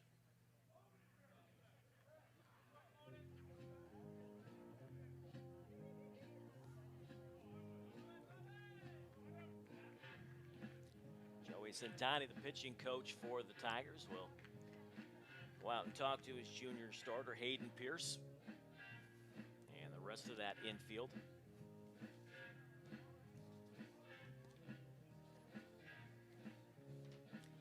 Day off tomorrow for the Tigers, and then right back out here on Tuesday against UC Davis. That's a 6 o'clock start.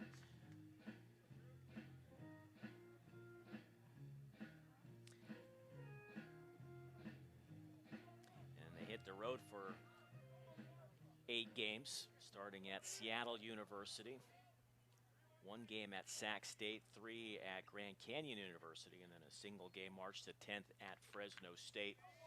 Finally back home March 13th in a 3-game set against St. Mary's to begin league play. Breaking ball's in there for a strike. It's 0-1 on Drew Beasley. Beasley's 0 for 2.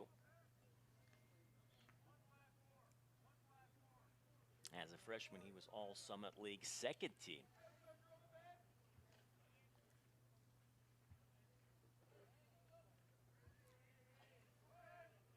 The 0-1. Count even up at 1-1. Jackrabbits 2 in the third. They've tacked on 2 more here in the sixth. They lead at 4-2.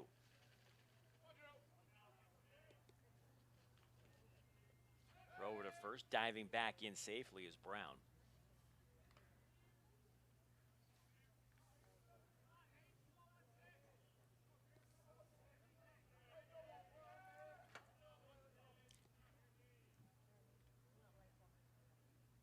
Breaking ball's a beauty in there for a called strike. And now Pierce ahead in the count, 1-2.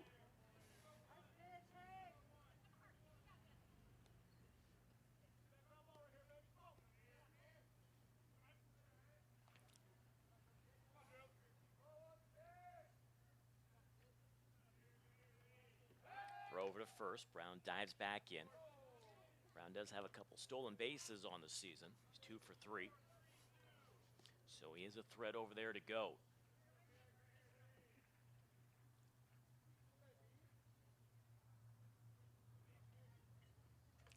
Pierce looking for his best friend, the double play ball right now. The 1-2 with the runner going. Swung on, hit into center field. Going back on it is McClanahan. He's going to have plenty of room. Brown retreats the first, 1 gone here in the top of the sixth.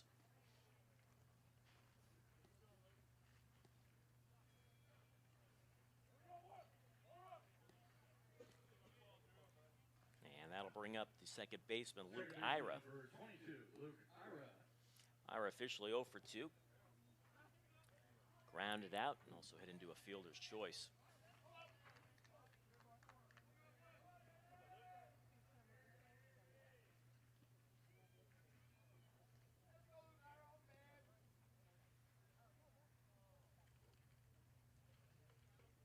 First pitch to the sophomore, took something off, waves at it. It's 0-1. One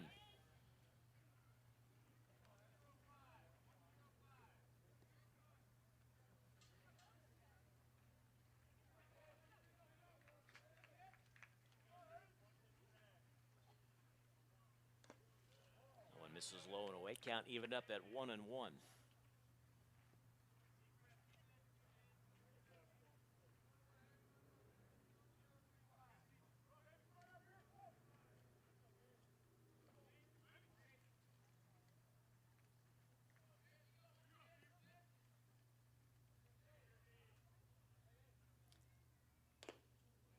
Two and one.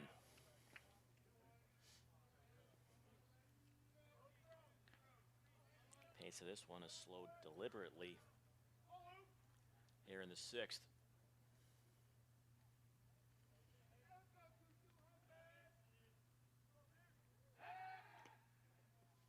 Brown dives back in again safely.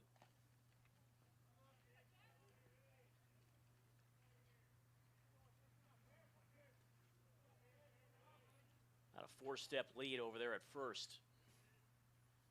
The 2-1. That ball's hit well into left field. Middleton giving chase, and he's able to track it down for out number 2.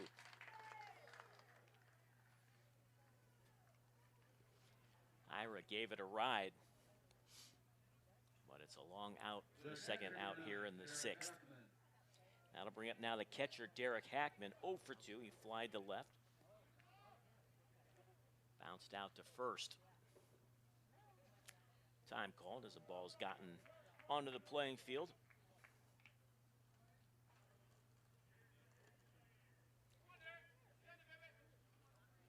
Hackman, the sixth hitter of the inning. It started out with a Steiger base hit. And then McDonald reached on the two-base error by the third baseman, LaForestier. And then Braden Brown delivered a two-run single to make it 4-2. It's just inside.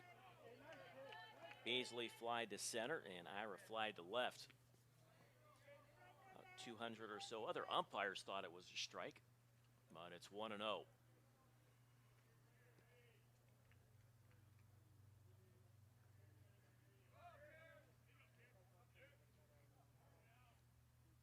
Runner goes. Pitch in the dirt, throw down by Lee. A one-hopper is not in time. Shortstop Hoffman got wiped out on the plate. Third stolen base of the season for Brown. So he's now in scoring position with 2 outs, and the count is 2-0 on the Jackrabbit catcher.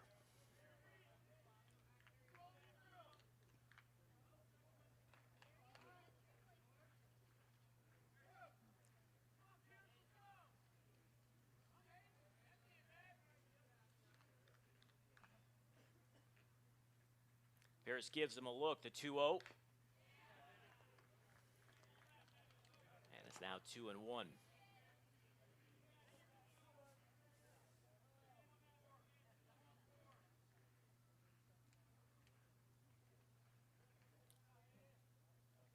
Pierce trying to keep it a 2-run game at this point.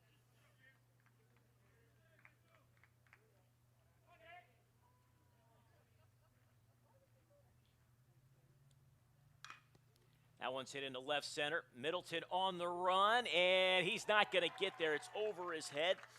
Brown will come home to score the 5th run for the Jackrabbits, and a 2-out RBI double for Derek Hackman.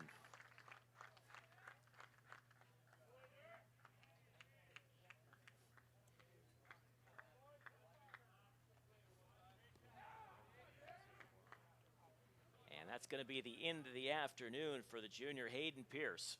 He will not make it out of the 6th inning.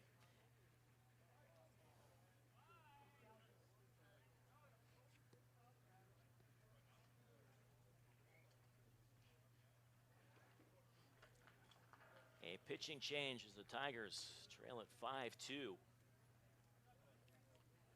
Jackrabbits scored 3.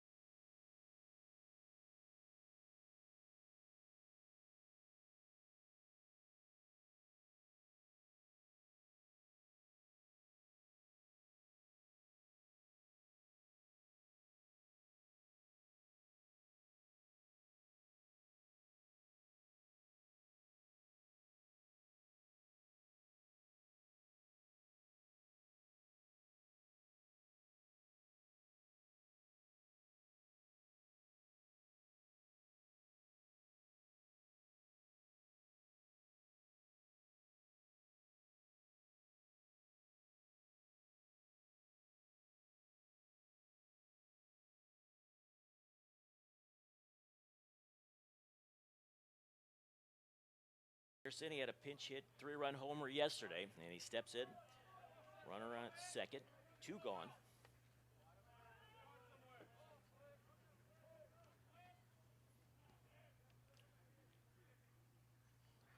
Sophomore reliever comes set, takes a look at the runner at second. First pitch, swing and a miss.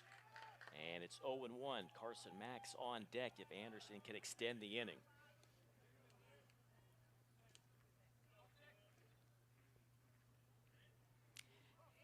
Tigers rallied in the ninth yesterday for the win. They're going to have to rally here again today if they're going to take this rubber game. Quickly 0-2. South Dakota State won Friday night, a 1-run game, 2-1. And then yesterday, Tigers rallied in the ninth to win at 13-12. Just the 4th all-time meeting between these two schools. First one was in 2016, won by Pacific. They've split the last 2.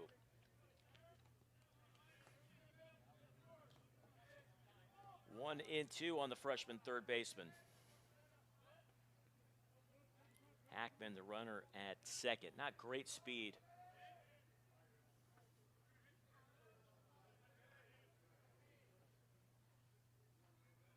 And the 1-2. Missed outside, count now even up at 2-2.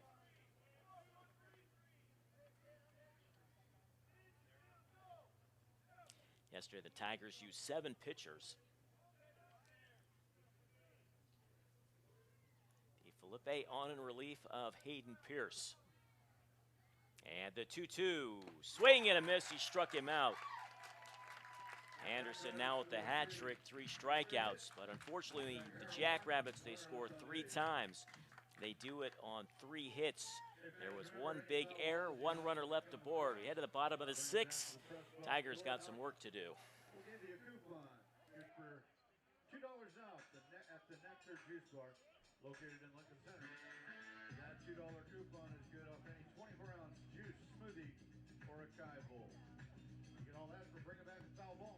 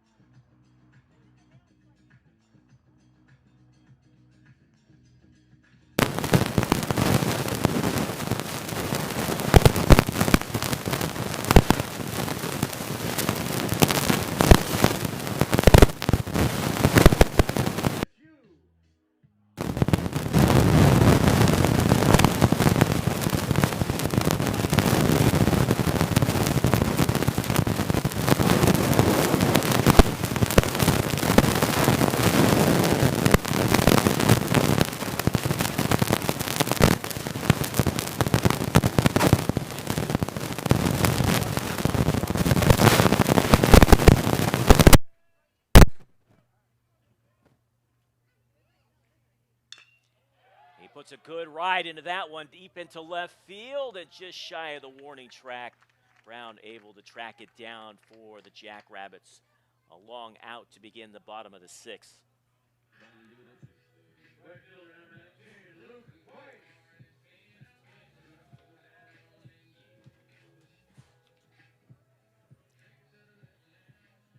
Right fielder Luke Price steps in, 1 for 2.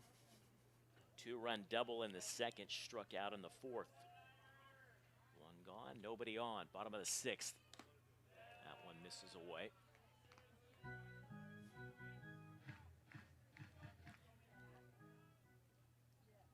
Tigers struck first. They led it 2-0, but 5 unanswered runs now by the Jackrabbits. That's where we stand, 5-2 as we play the rubber game here in the bottom of the 6th.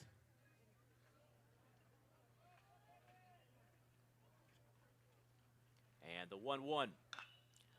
Lashed foul out of play.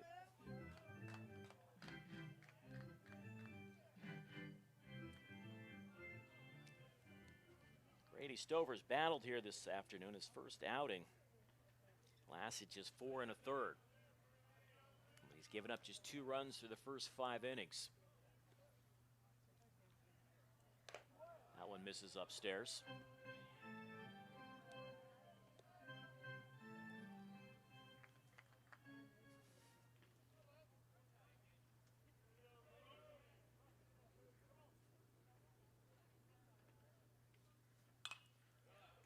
Foul back out of play.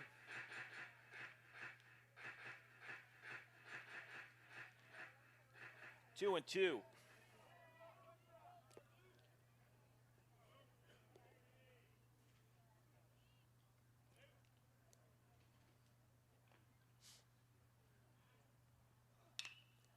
That one's lifted in the left. Should be a much easier play for Brown now, a few steps in. And he's got it for the second out.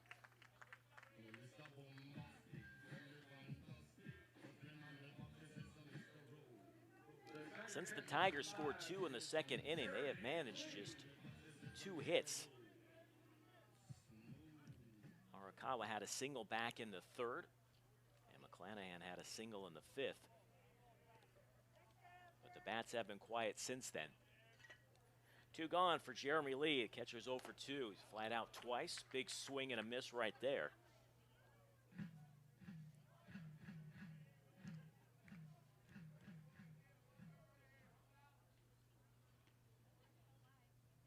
The 0-1. That ball's hit well to left field. Looking up at it is Brown, and that one is gone. A solo home run for Jeremy Lee.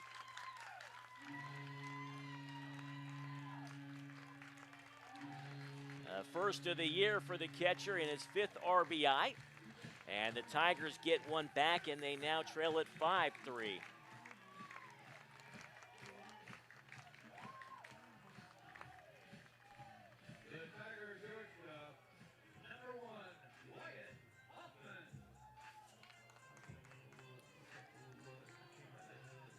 Third home run overall as a team now for the Tigers. And Hackman's going to go out and have a word with the starting pitcher now as Wyatt Hoffman steps in. He's 0 for 2.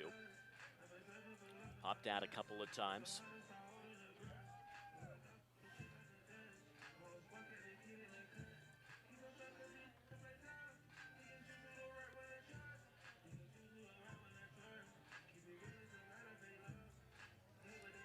And now interim head coach Chris Rodriguez wants to have a look at his starting shortstop. I don't know if he maybe wears contacts. It might have got something in one of his contacts. Not quite sure, but he appears to be okay. There's Jeremy Lee. Solo home run.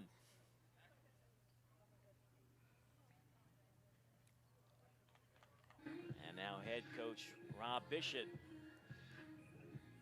taking a long, slow walk out to the mound. He's going to ask for the baseball from his starting pitcher.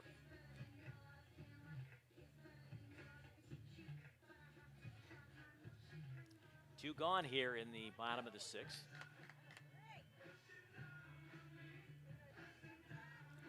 Hoffman, and if Hoffman can extend the inning, it'll be top of the order, so Bishop will leave him out. Perhaps allowing him to get out of this inning.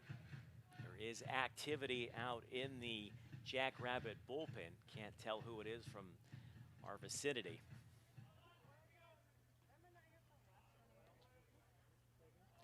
Anderson, the third baseman, about a step in from the bag. Swinging at the first pitch is Hoffman. Pops it up. Hackman's going to give it a look. He's going to run out of real estate. 0-1.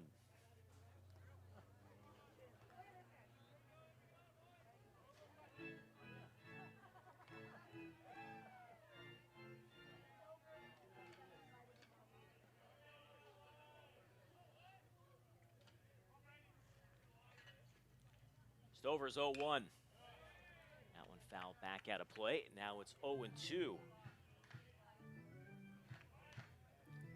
Hoffman now shortens up his swing, just tries to put something in play.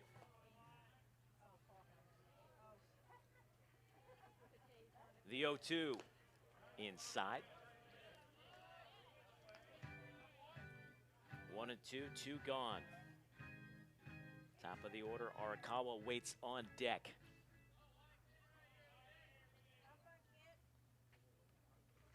That one's in the dirt. Now the count now even up 2-2. Stover's looking back at the mound. I don't know if he slipped on his follow-through. Doing a little housekeeping out there. 2 balls, 2 strikes, 2 outs. Jackrabbits leading at 5-3. 5 runs, 6 hits, no errors. Tigers 3 runs, 5 hits. They committed the game's only 2 errors. And the 2-2. He's run it full. So if Hoffman can get aboard, Arakawa would represent the tying run.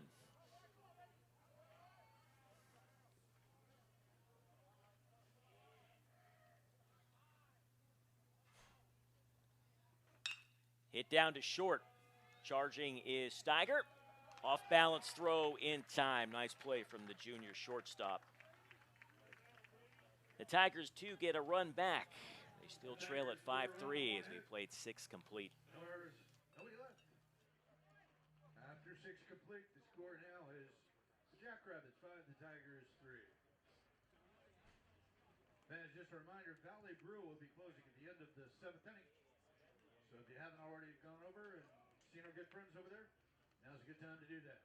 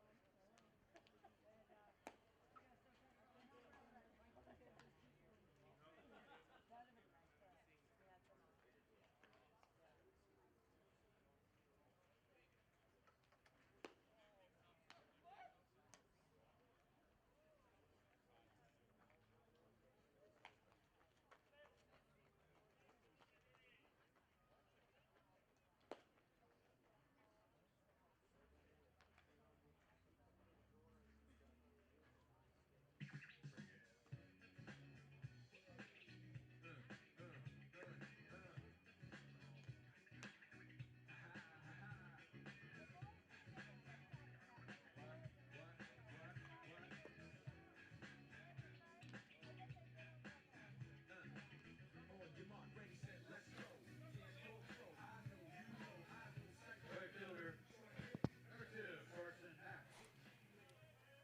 9-1-2 in the Jackrabbit lineup. Top of the 7th. Michael DeFelipe back out on the mound. You can close the book on Hayden Pierce. 5 2/3. Gave up 6 hits, 5 runs, 4 earned. Pitch upstairs for a ball. Did not walk anyone. Struck out 3. Did give up a home run.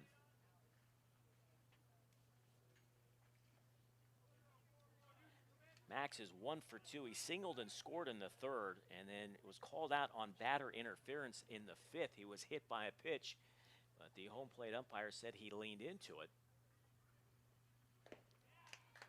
Call you don't see very often. The count now evened up at 1-1. He was ruled out on batter interference.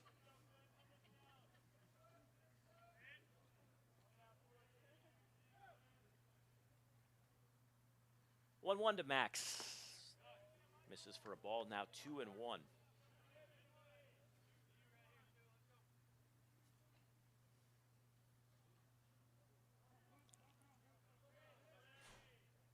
Outfield shaded slightly towards left. Max fouls one back out of play. Count now even up at 2-2.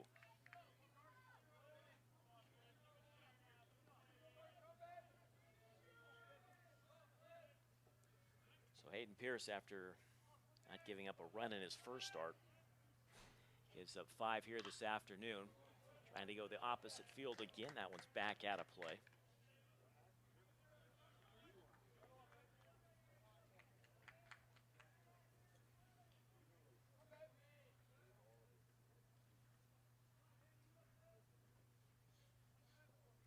Felipe into the line, the 2-2 breaking ball. Missed somewhere. And it's now a full count.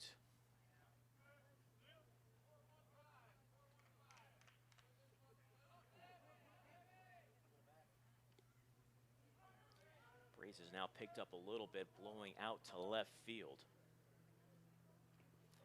Now that one did hit him. And it looked like Max kind of threw the bat away in defiance, like, I dare you call me batter interference on that one. So he makes his way on down to first base. Center fielder, number 11, Landon Badger. So the leadoff man is aboard.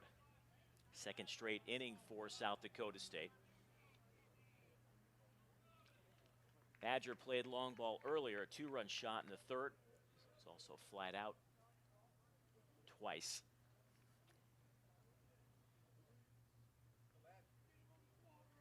Hayes will hold the runner on over at first, so big hole on that right side. See if it's a sacrifice situation or perhaps hit and run. See what they do here.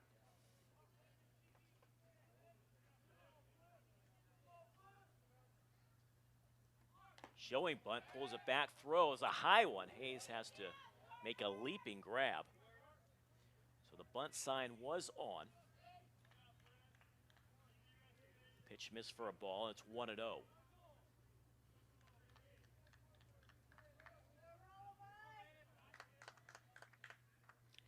Short lead over there at first for Max. Badger showing bunt. This time he takes a strike. Almost appeared he might have been looking to drag bunt for a base hit instead of a straight sacrifice. It's 1-1 on the Jackrabbit starting center fielder.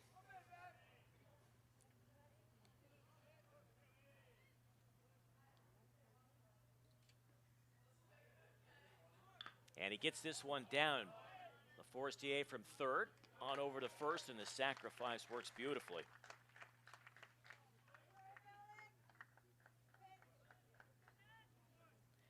So now one gone. That'll bring up the shortstop Steiger. He's 1 for 3, single, scored a run.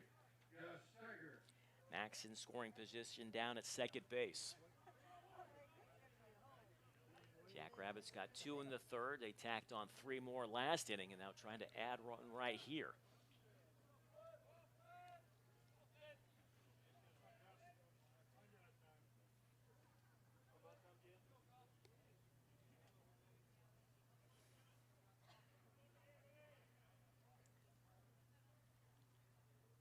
Shortstop swinging at the first pitch.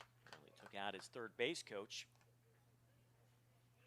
Brian Grunsky over there better be aware. Steiger now 2 for 11 in the series.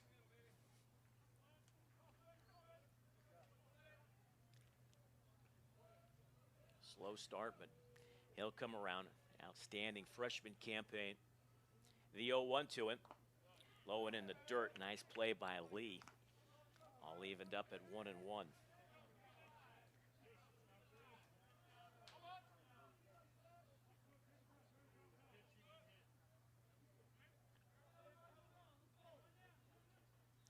Jackrabbits trying to take 2 out of 3 in this series and improve to 2-4 overall. The 1-1 pulled foul, and it's now 1-2.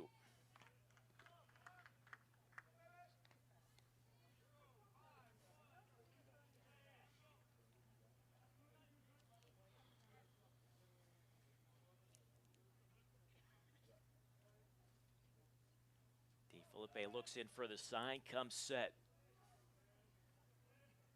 And the lefty's 1-2. Called strike 3 on the corner. Steiger didn't think so. Body language, and then verbally had a few words for the home plate umpire. First strikeout for Felipe. 2 gone. That's a huge strikeout right there, and that'll bring up now the designated hitter, Ryan McDonald. Sophomore officially 0 for 2. He has walked, he has reached on an error, he has scored a run, and he has also grounded out. We'll take a 2-out hit from him to deliver the runner from second. He lays off the first pitch, takes it for a strike, and it's 0-1.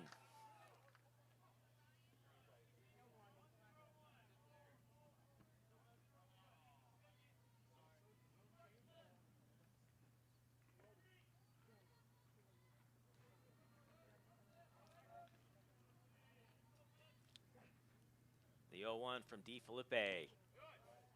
That one stayed outside. Count even up at 1-1. This one just a little over 2 hours old now.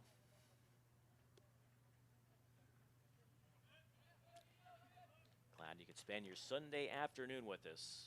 Beautiful day here in Stockton. Temperature in the mid-60s. And the 1-1. Swing and a miss, and he's quickly ahead in the count now 1-2. McDonald had a big cut.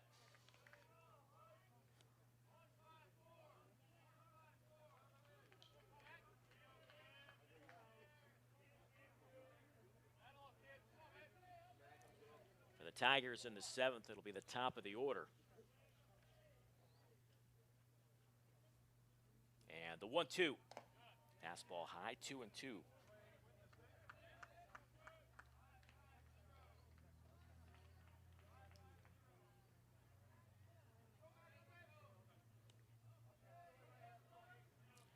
Max the runner at second. Hit by a pitch to lead off the inning, then was sacrificed to second. Now McDonald trying to pick him up with 2 outs. The 2-2 fouled straight back. We had a good rip at that one, just missed it.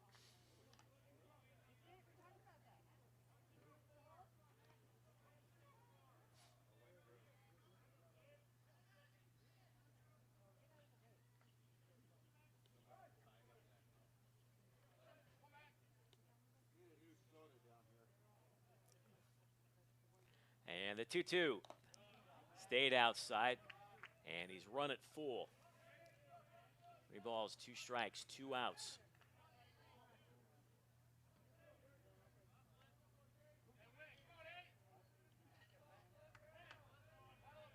See if he comes after him with the fastball.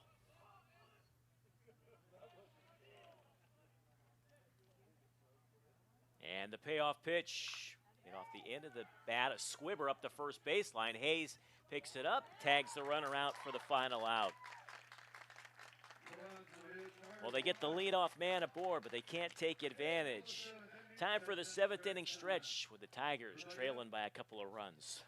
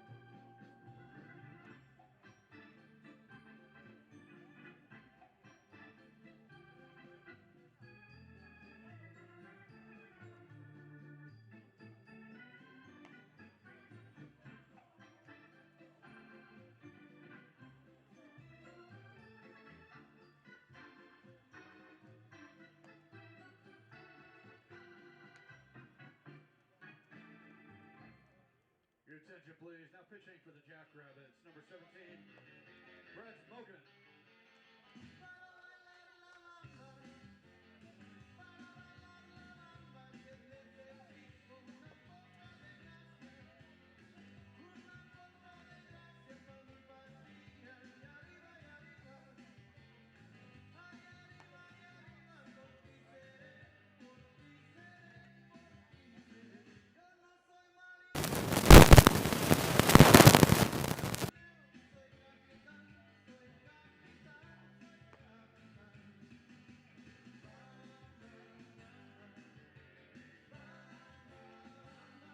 For the Tigers, leading off, second baseman, number 27, James Burkle. He's pitched 7 innings, given up 4 hits, no runs.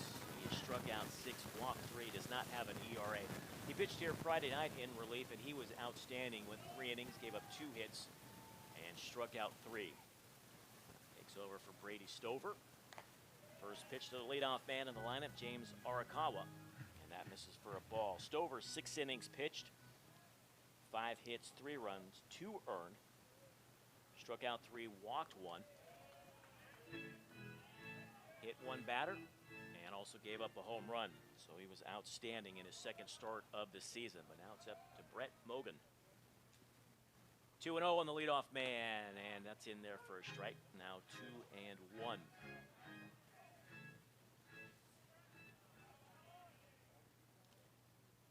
Mogan's a senior from Del Rapids, South Dakota. Arakawa reaches for that one, fouls it back out of play.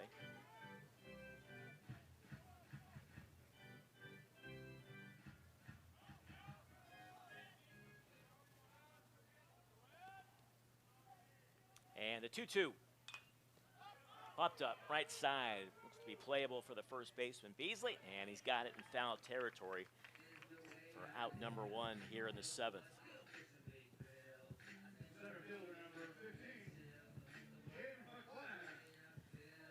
That'll bring up McClanahan, who is 1 for 3. He's singled, struck out, and flied out. Single back in the fifth was just his second hit of the series.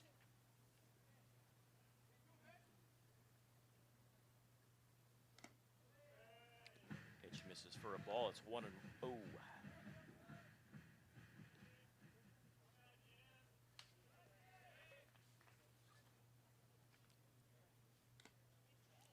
Catches the corner, count now even up at 1-1.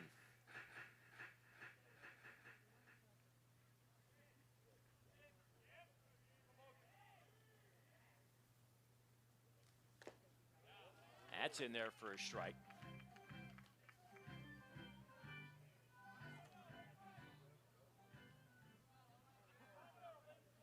Last year, Mogan had an ERA of 1.67 in 20 appearances. 1-2, chop foul.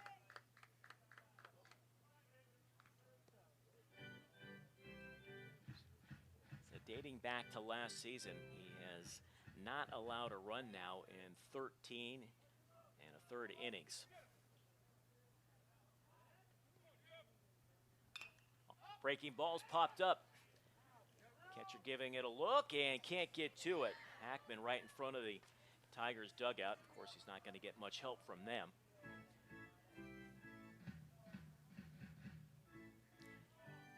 If McClanahan can get on Middleton, Charles Middleton, who's been quiet here today, 0 for 3, would represent the tying run, but first things first.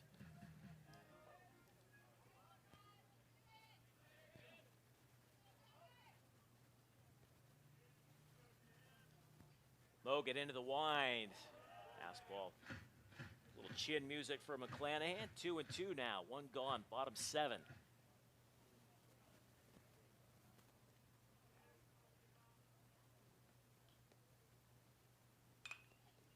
Reaches for it. Fouls it out of play. McClanahan just waiting for a pitch. See if we can do something with.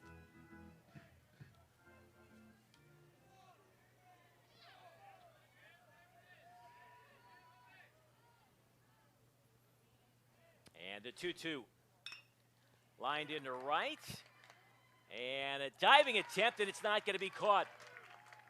Max short hopped it. I think that ball completely fooled him because he started back, and then he decided, after hesitating, he needed to come in on it. Made a diving attempt, did not get to it. And that will be a base hit for McClanahan.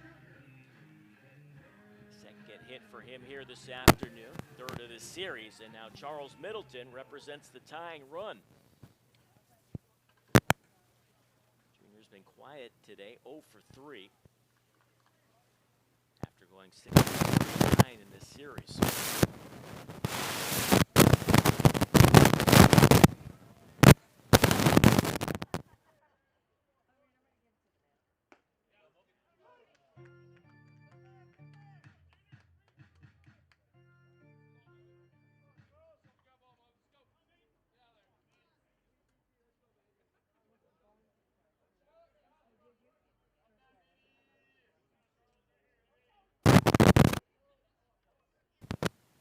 And the 0-1.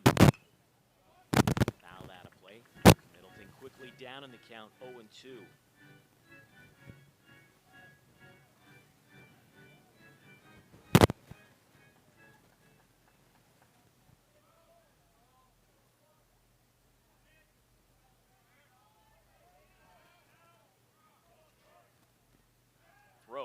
McClanahan dives back in easily. 5 runs, 6 hits, no errors for the Jackrabbits. Tigers 3 runs, 6 hits, 2 errors. Once again, a throw over.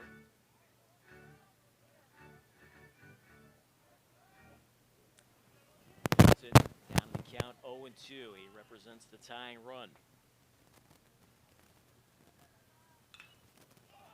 Lifted into right center. Max, few steps in, and he's got it this time.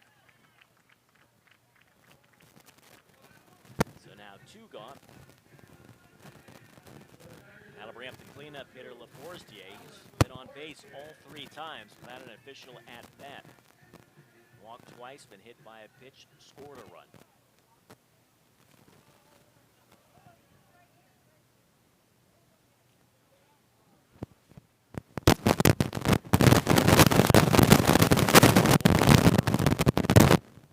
Makes the first pitch for a strike, and he's down in the count 0-1.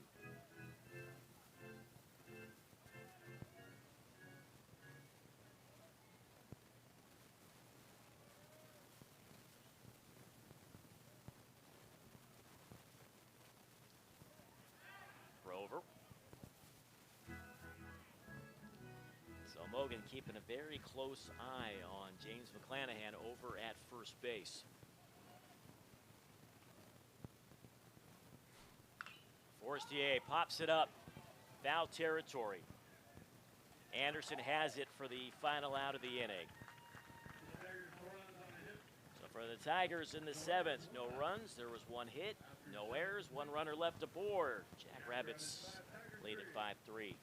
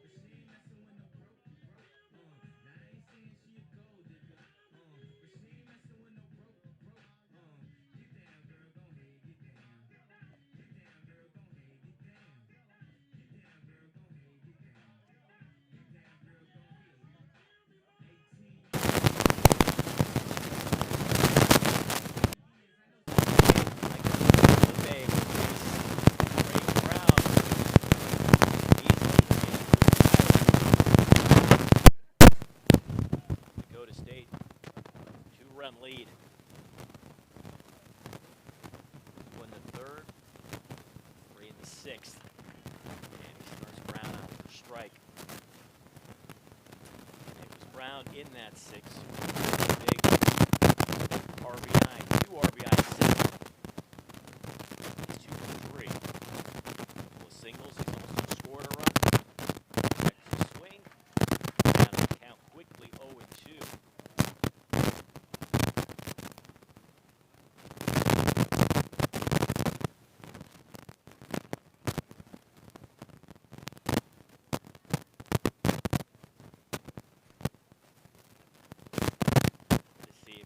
Brown to chase 1 laid off that one. And it's now 1-2 on the cleanup hitter.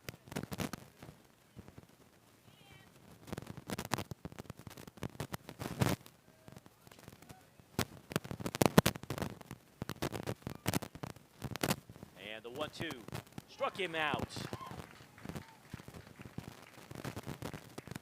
Felipe's 2nd strikeout.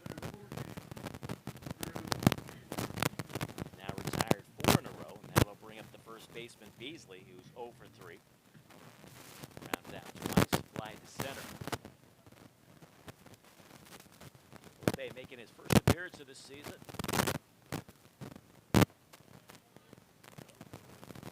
He's downstairs, 1-0.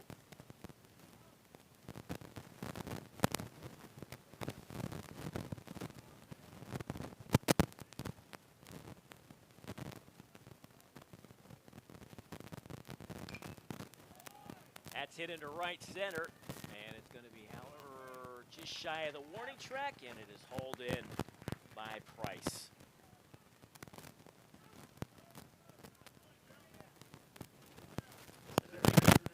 Outfield defensively for Pacific. Talking to interim head coach Chris Rodriguez, he says, look, at McClanahan plays center, but Price can easily play center as well as Middleton. He goes, I have 3 center fielders, and they can all cover a lot of ground for me. Quickly 2 gone here in the 8th. Dyra now steps in, officially 0 for 3. First pitch for a ball, 2-0.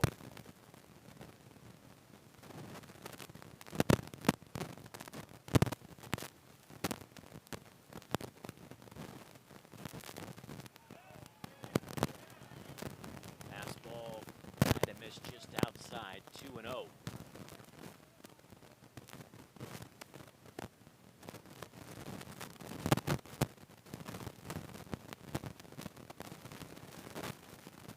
And the 2-0.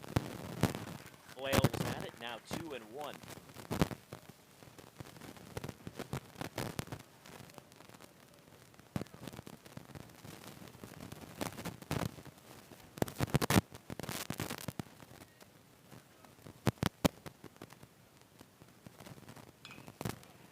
Foul back, count now even at 2-2. Steve Philippe after falling behind 2-0. It is now even up at 2-2. Goose is wild on the scoreboard. 2 balls, 2 strikes, 2 outs. Visitors lead it by 2.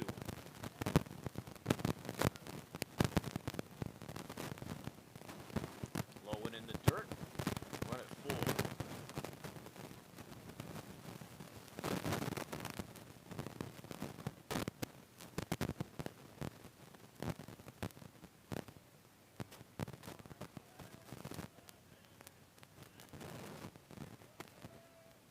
The payoff pitch. Swing and a miss. Felipe retires the side in order. Strikes out 2 of the 3. Getting late for the Tigers. They trail it by 2 runs.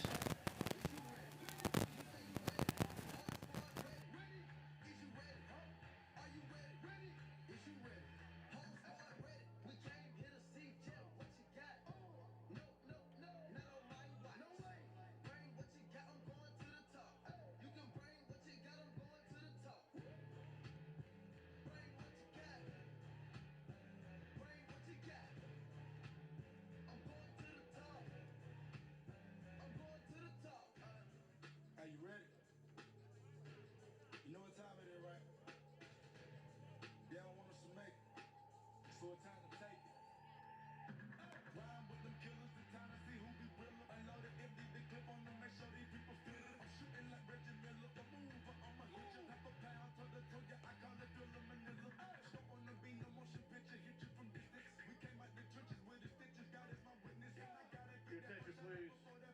Defensive change for Jackrabbits now playing right field. Number 12, Colton Cox.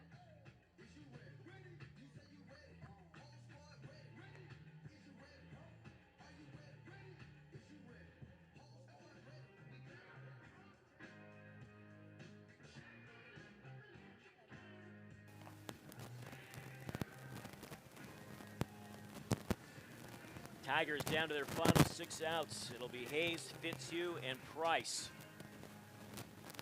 Logan on for his 2nd inning of work.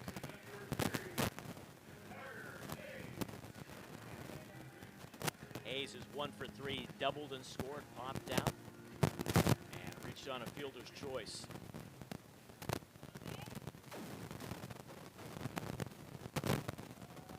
Colton Cox has now taken over in right field for Carson Max. Swinging at the first pitch, hits it into center field, pretty deep. Going back on it is Badger, and he's got it. Boy, that is one of the deepest parts of this ballpark. It's 405 out there to left center. And Hayes gave it a ride. Just a long out.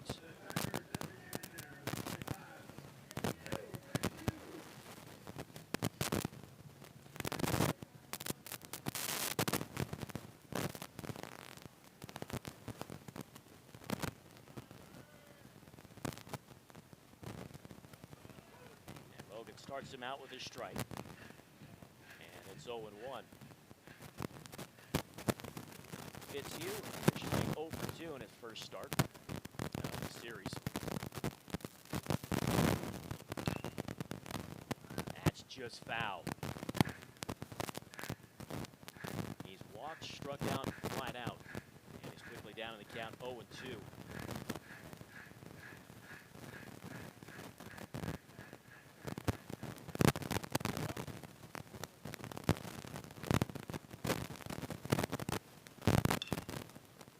Down towards third. Anderson, a few steps to his left, fields, throws, and he gets him. With 2 gone, Luke Price will step in. He's 1 for 3 at a 2-run double, back in the second. Gives the Tigers a momentary 2-0 lead. He's also struck out and flied out.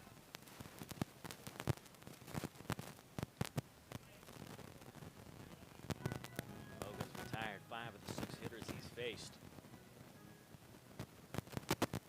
Into the wind, the 1-0. Fastball misses, now 2-0.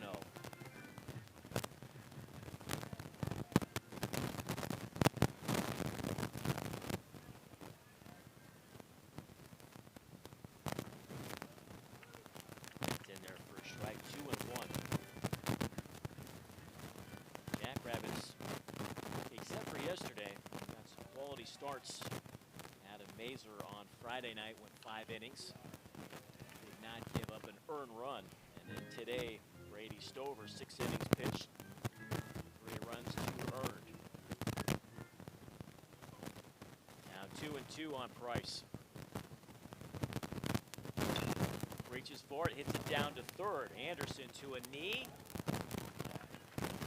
Easily had to go to his tiptoes to get it, but the side is retired in order. Tigers down to their last 3 outs, trail it 5-3.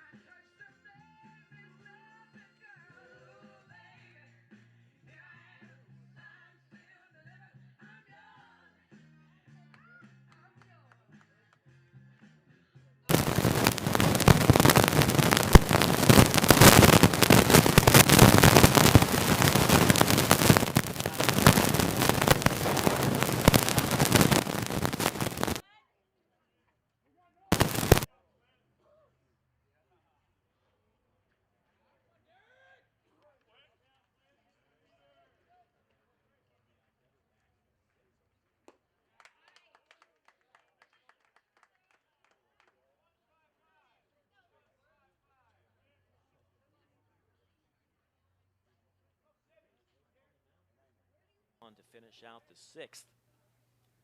Been outstanding out of the bullpen. Breaking ball's a beauty in there, and he's quickly ahead in the count now, 0-2.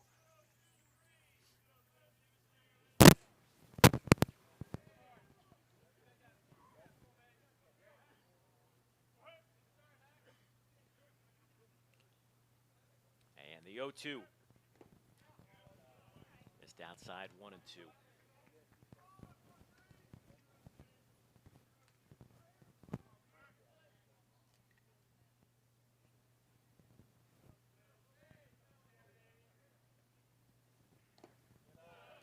That one just missed, and the count now even up at 2-2 on the leadoff man here in the ninth.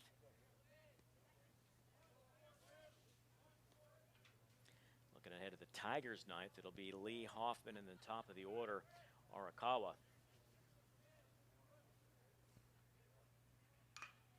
That one looped out to left and just over the outstretched glove of Wyatt Hoffman.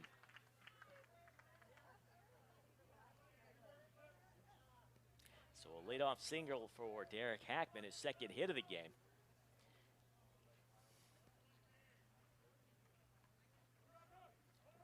And I think Wyatt Anderson has been called back. He was due up.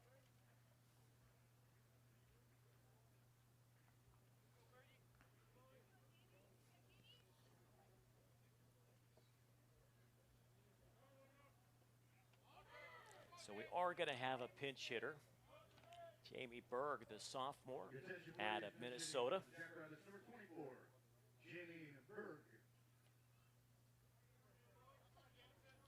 And I imagine this will be a bunting situation for Berg.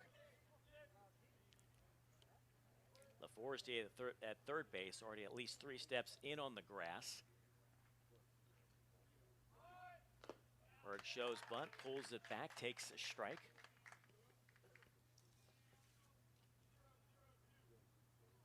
Berg 0 for 2 this season. He's got that front foot lifted off the ground, just his toes making contact with the ground. The 0-1. And he didn't pull it back in time. Now he's down in the count, 0-2. So let's see what head coach Rob Bishop decides to do. Does he leave the strike? Beg your pardon, does he leave the bunt sign on? Or does he ask Berg to hit away?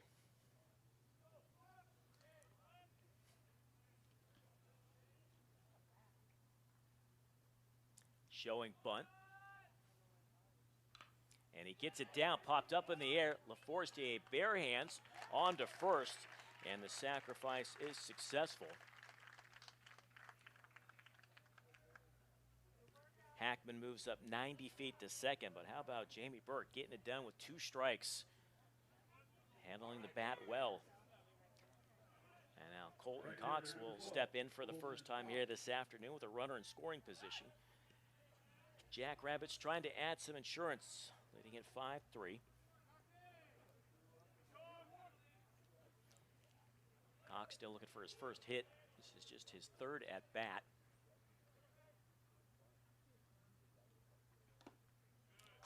First pitch in there for a strike. Down in the count, 0-1.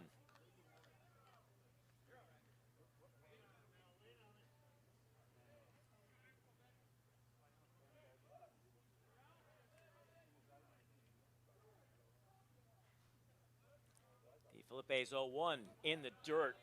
Nice stop by Lee. Not about throwing down to second.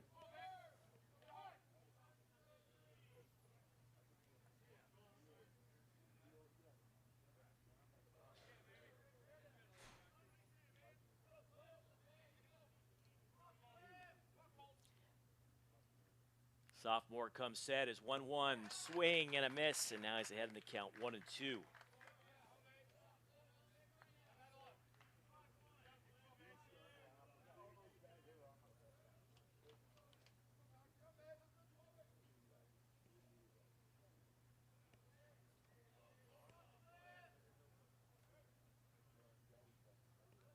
And the 1-2. Even up now at 2-2.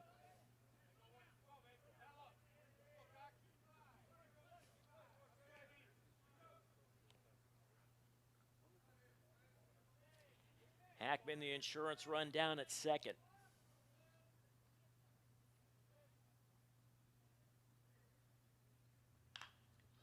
Way out in front, fouled it off. Yesterday, the Tigers rallied in the ninth for a come-from-behind win, that after blowing a 9-2 lead. They have another rally in them here this afternoon. First things first, got to get out of this jam right here in the top half.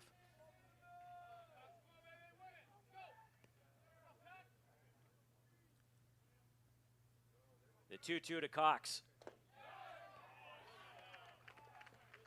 Miss low, and he's run it full.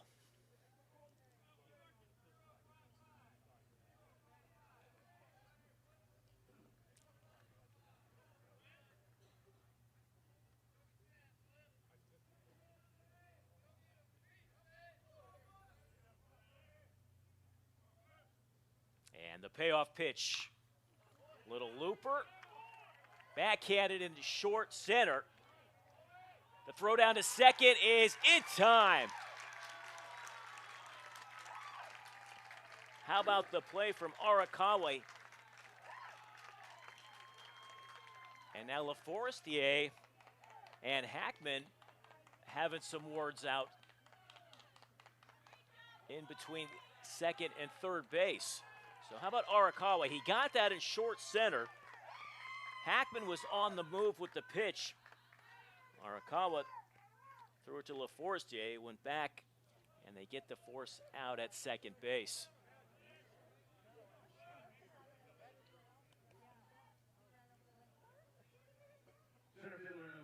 So they're going to rule that a base hit for Cox. He's on at first. So I believe the putout would go 2-5. I think your partner would go 4-5-6, but we'll double check that for you. Throw over to first, a lob throw over to first.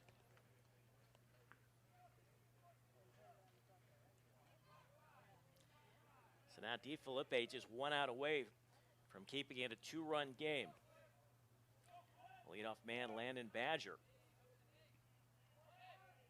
He's 1 for 3, had a 2-run homer, and he's flat out a couple of times, also a sacrifice. Fouls that one back.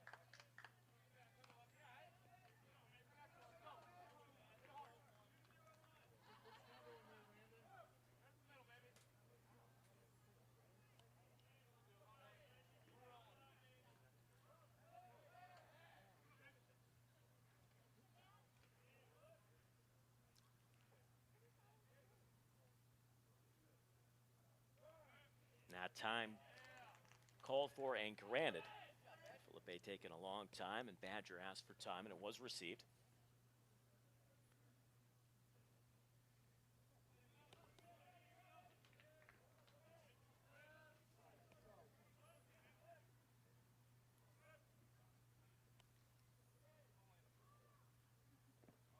In the dirt, blocked by Lee.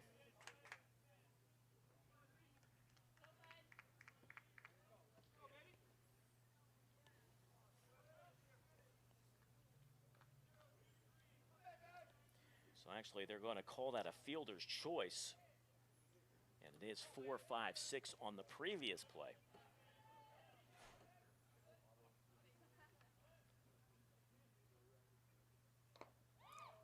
Downstairs, 2-1.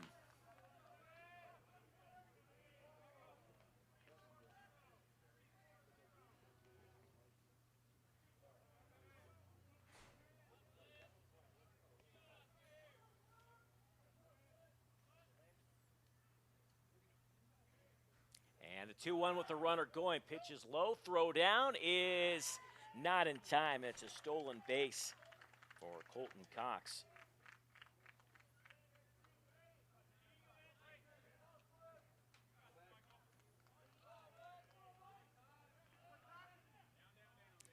Cox's first stolen base of the season.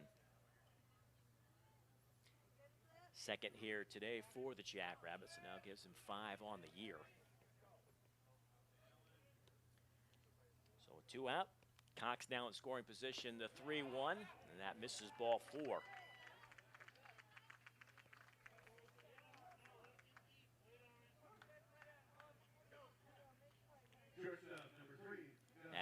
first walk issued by DeFelipe. And that might be all for his afternoon.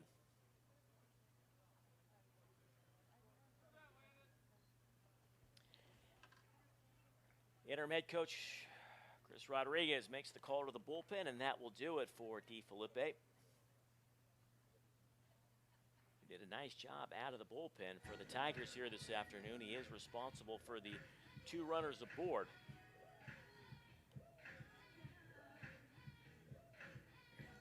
Can't close the book on him yet.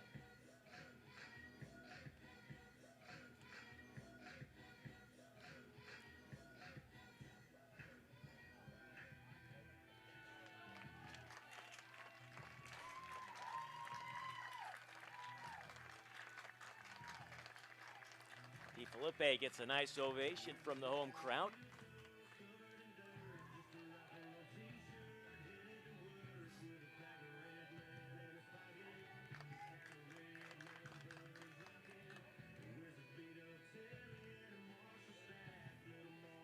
Now pitching for the Tigers, number 26, Daniel Victoria. Daniel Victoria is the new pitcher for the Tigers. Third pitcher of record. Also making his first appearance of the season.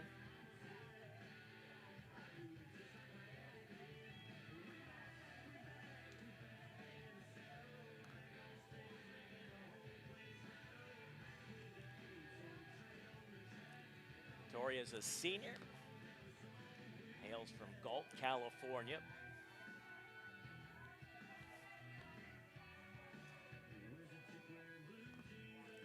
Right-hander will come in with runners at first and second. Hawks down at second. Badger at first. 2 gone, trying to keep it a 2-run game.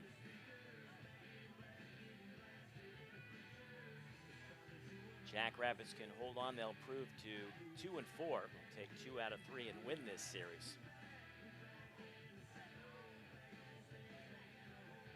They fell down early 2-0. 5 unanswered runs made it 5-2. Pacific did get 1 back in the 6th on a Jeremy Lee home run, and that is where we stand 5-3.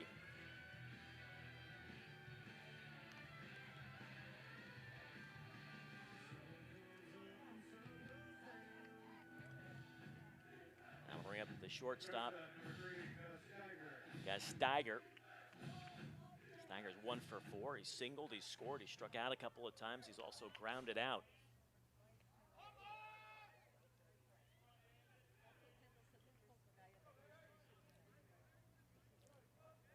Working out of the stretch. That front leg completely straight, the back leg bent. First pitch misses for a ball, and it's 1-0.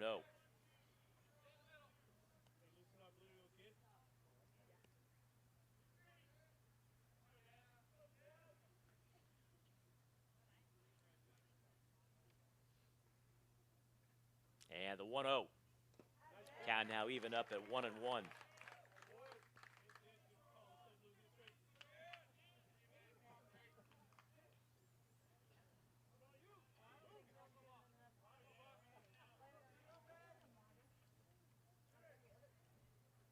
Vittoria gives the runner at second a look, and he delivers the 1-1, popped up right side. Hayes is going to give it a look, as well as Lee, but it'll get back out of play. The count now 1-2 on Steiger.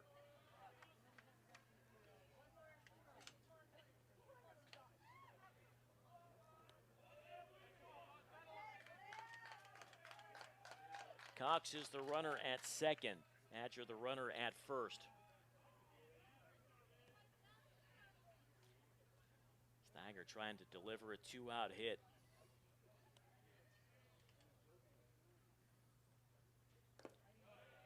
Curveball stayed outside. Count now even up at 2-2 with 2 gone. Jackrabbits leading it by 2.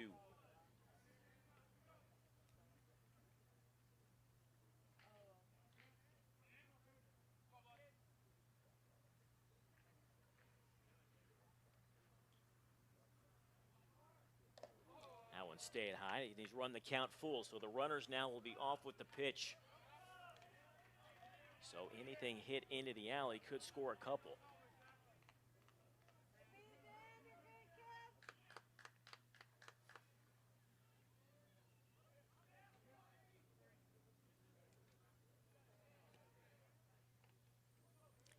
And the payoff pitch, low ball 4. So now the bases are loaded for Ryan McDonald. Designated hitter number 8, Ryan McDonald. McDonald officially 0 for 3. He's reached on an error. He's walked.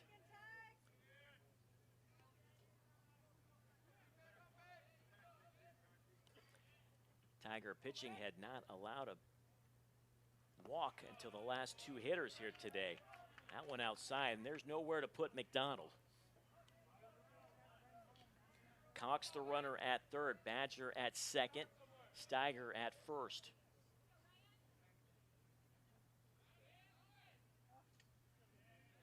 Beg your pardon, that's the third walk issued by Tiger pitching.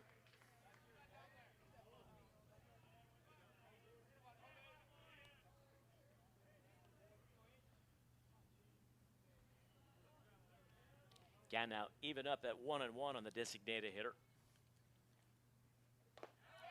That's in at the knees for a strike. Vittoria now heading the count 1-2 with 2 outs, trying to keep it a 2-run game.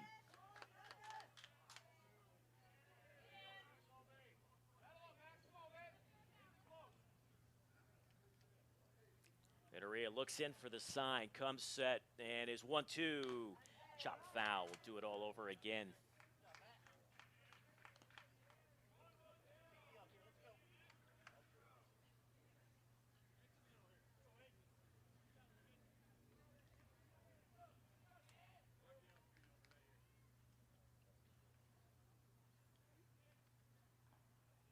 The 1-2 hit into left field. Middleton, it is playable. And he's got it for the final out of the inning. Jackrabbits, they load the bases, but they come up empty. There's no runs. There was 1 hit, no errors, 3 runners left aboard. Last chance for the Tigers coming up.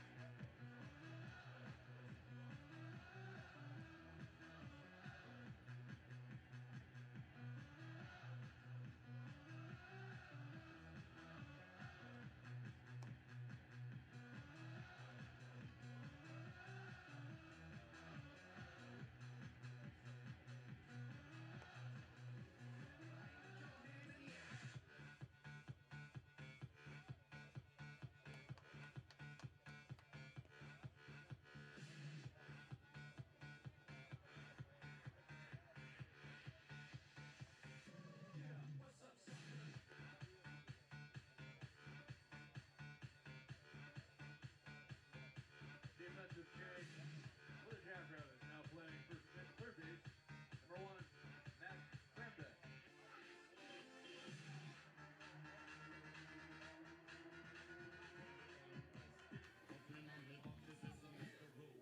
Three strike.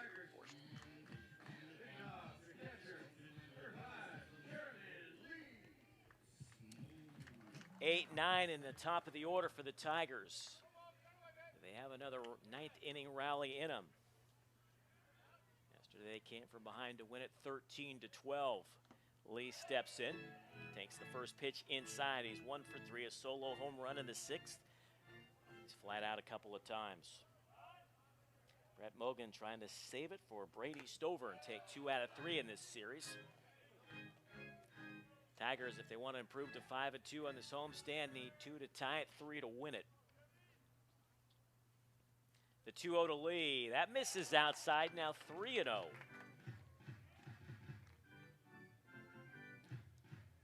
Mogan does not have a save this year.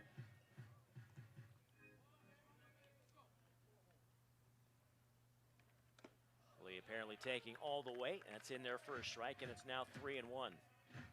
Wyatt Hoffman waits on deck.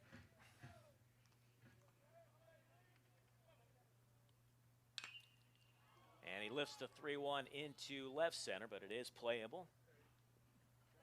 As Badgers got it for the first out. So after falling behind 3-0, Mogan gets lead to fly to center, and that'll bring up Wyatt Hoffman with one gone. Now we're going to have a pinch hitter. Cameron Michael, the junior, will step in. Michael from Fairfield, California. Solano Community College. Swings at the first pitch, fouls it back.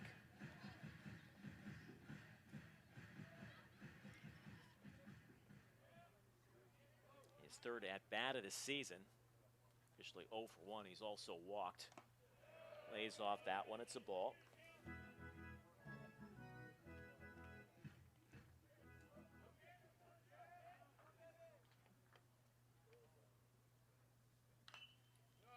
Inside out swing, and he's down in the count 1-2.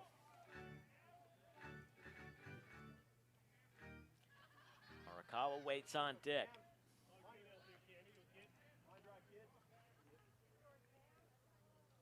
The 1-2 hit into left. A little blooper, and it's caught by the shortstop Steiger. Hit off the end of the bat. So now the Tigers down to their final out.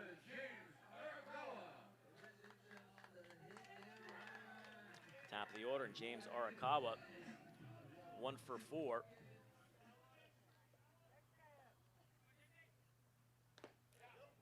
And Mogan pours a strike in there, and it's 0-1. Wyatt Anderson, the third baseman, hugging the line nearly in on the grass. And that's going to keep the Tigers alive. An opposite field base hit for Arakawa, his second hit of the game. And now James McClanahan represents the tying run.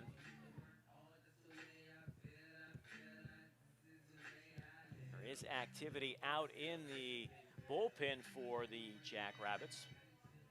Now let's see what head coach Rob Bishop decides to do.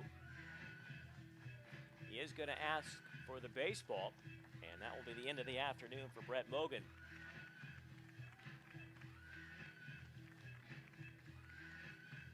So he cannot close out the Tigers.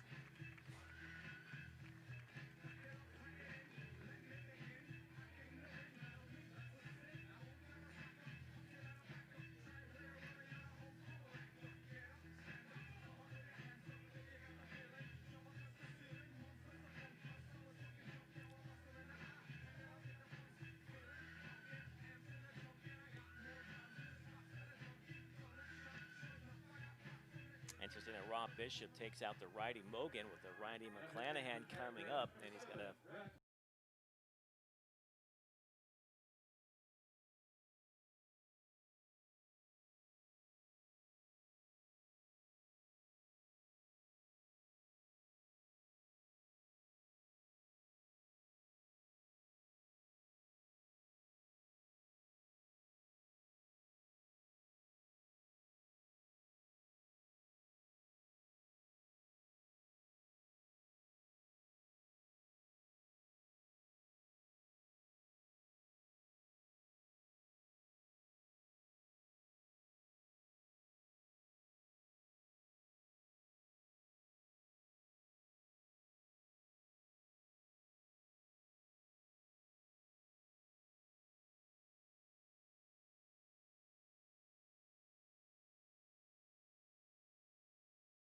here lefty hails from Iowa, and he will be asked to get one out here in a safe situation.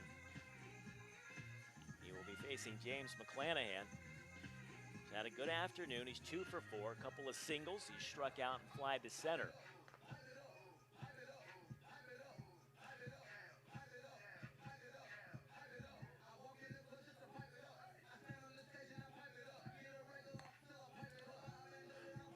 McClanahan has not homered this season.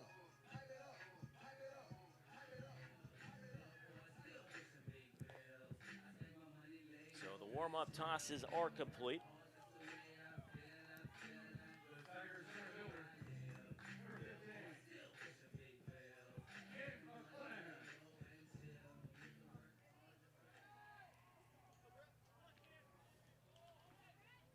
So it's lefty against righty. Barnett working out of the stretch. First pitch to McClanahan, stays upstairs, and it's 1-0.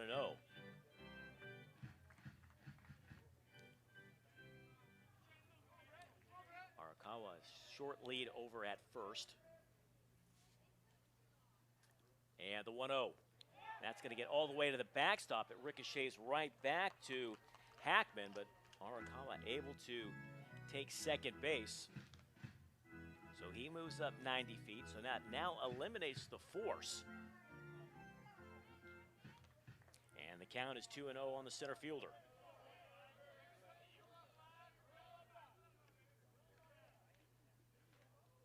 And the 2-0.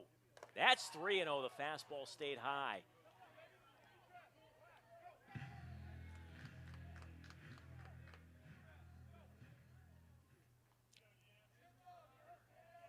Clanahan, I would assume, taking all the way here with 3-0. Now he shows bunt, pulls it back, and it's a 4-pitch walk. So Mogan got the first two batters of the inning. And then he gave up a 2-out hit to Arakawa. Now Barnett comes in. He walks McClanahan on 4 pitches. And now Charles Middleton, who has been the team's hottest hitter, although today 0 for 4.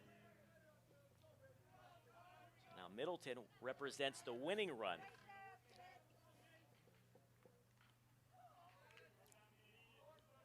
Middleton likes to look for a pitch to hit early in the count. Let's see if he's a little more patient here with Barnett. Having a little control issues. That's 5 in a row that have missed now outstrike the strike zone. Pretty good speed on the base paths for Pacific. And now head coach Rob Bishop's going to come out. There's still activity out in the Jackrabbit bullpen. I imagine this would be just a visit to try to calm his closer down. Then Friday night he picked up his first save of the season. It was the first win of the year for South Dakota State. But he's come out of the bullpen and he's missed 5 straight.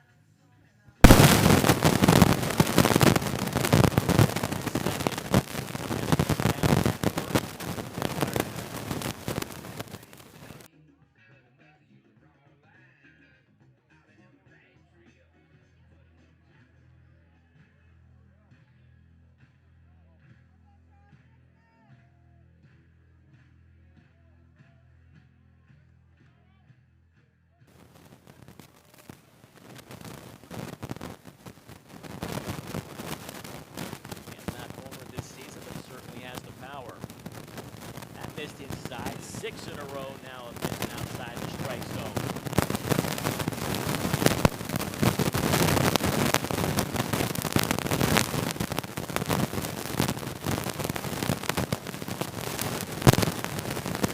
Whoa, 3-0, that was in the dirt. Barnett looks like he's slipping right now. Not fun.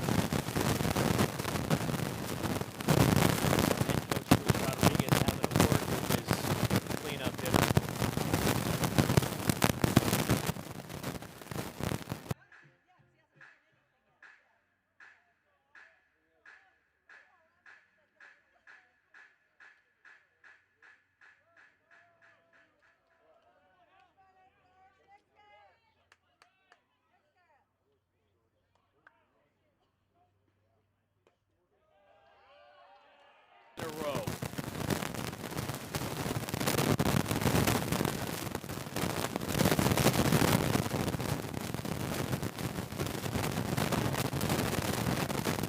The 1-0. That's a strike. The count now even up at 1-1. Arcala at third. Flanagan at second. Middleton at first. A lefty against lefty. Barnett trying to close it out. Now it's 2-1.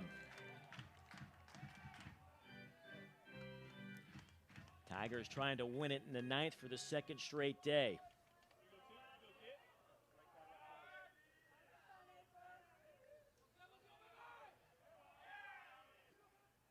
The 2-1. That's in there for a strike, and it's now even up at 2-2.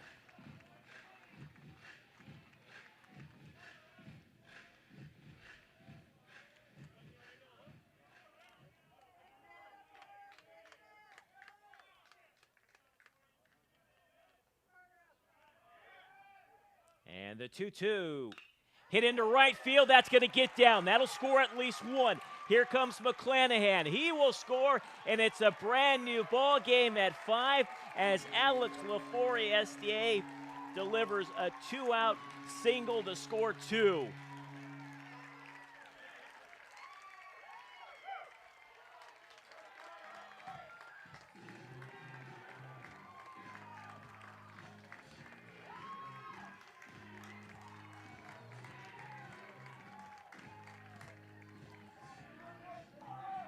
So now Charles Middleton at third base. He's just 90 feet away from winning this one for the Tigers. How about Alex LaForestier delivering a bases loaded 2-out, 2-run single on a 2-2 pitch.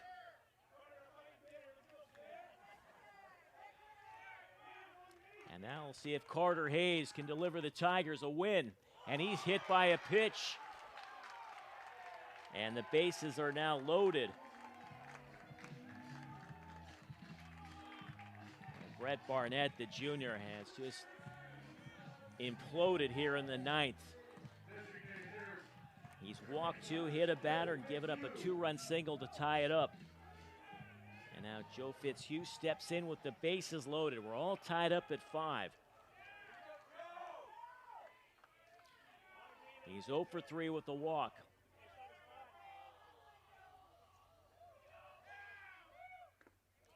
Breaking ball in there for a strike, and it's 0-1.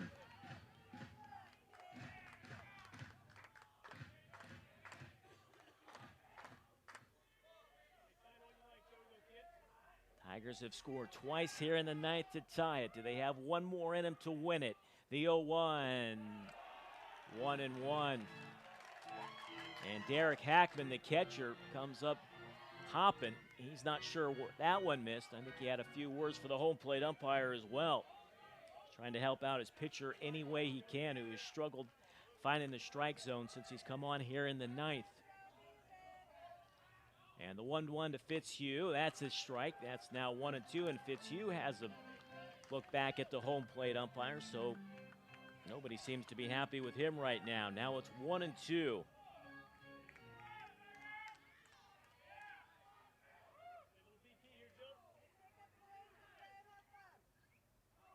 And the 1-2. Chop foul. Charles Middleton, the runner down at third. 90 feet away, represents the winning run. LaForestier at second. He means nothing. Carter Hayes over at first. His run means nothing either. It's all about getting Middleton home from third.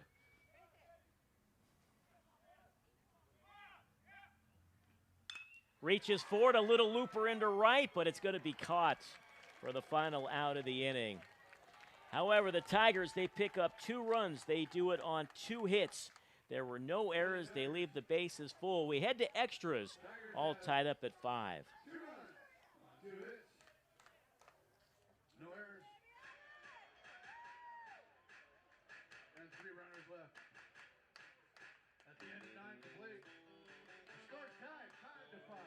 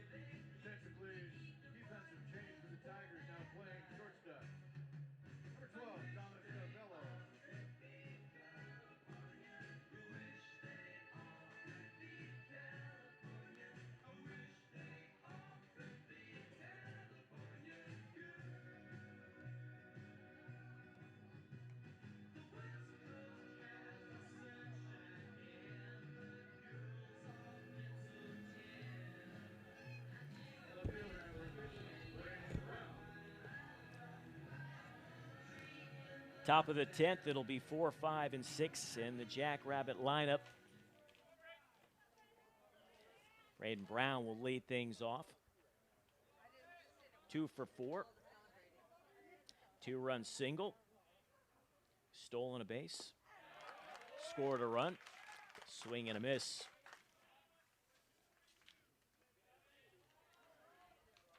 Daniel Vitorito stays out on the mound for the Tigers, who will able to rally for 2 in the ninth to send it to extra. Kind of even up at 1-1. The Tigers won it yesterday in the ninth. And now they tie it up here today. Free baseball for everybody. Thomas Cavello is now in at shortstop. That's in there for a strike. It's 1-2. He replaces Wyatt Hoffman, who was pinch hit for in the bottom of the ninth.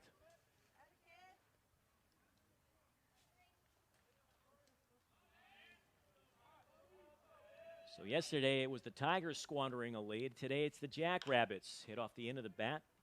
Arakawa on a big hop over to first. One down here in the 10th.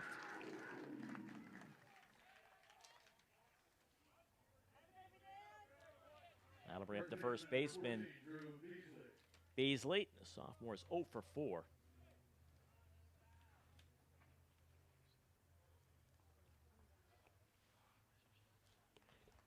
And after he's announced, Santani, the pitching coach, will come out. And he will ask for the baseball. Interesting, the pitching coach making the change.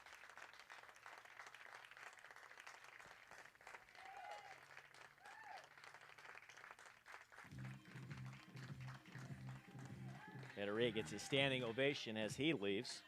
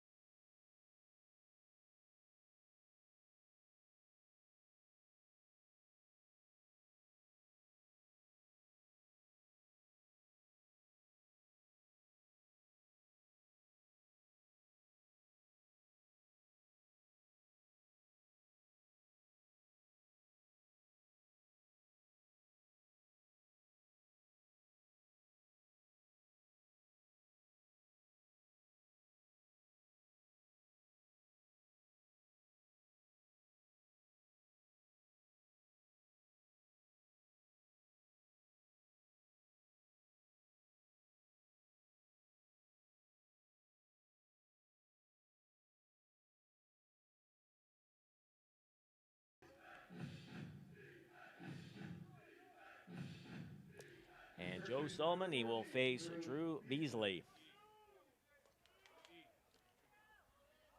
Beasley was actually the loser in yesterday's game. He got the start at first base, then he came in relief in the ninth, but couldn't save it.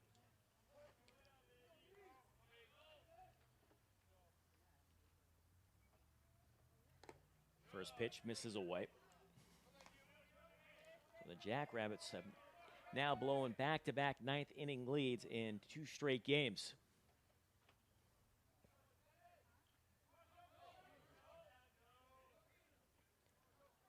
And the 1-0 stayed inside, 2-0.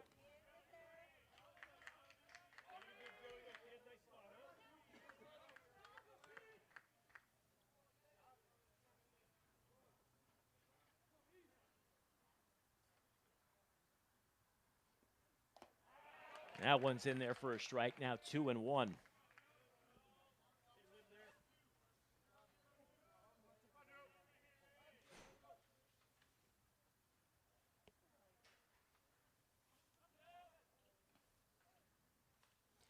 And the 2-1, now 3-1.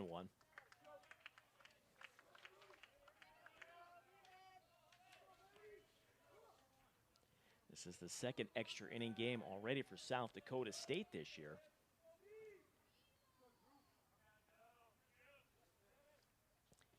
First for Pacific. Foul tipped into the glove, and it's now full count.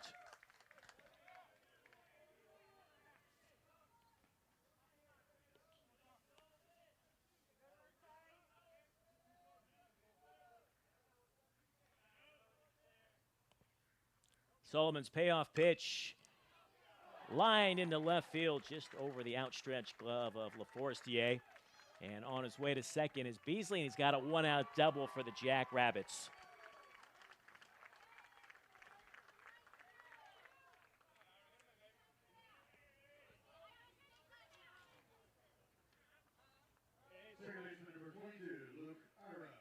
That'll bring up now the second baseman, Luke Ira.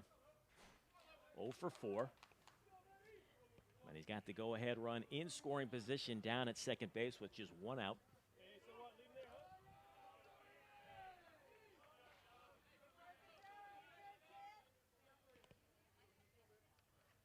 And the first pitch to Ira. Breaking ball for a strike, and it's 0-1.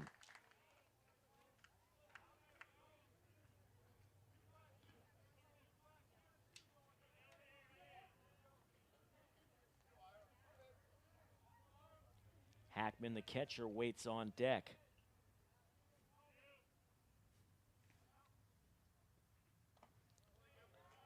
One and one. One ball, one strike, one out.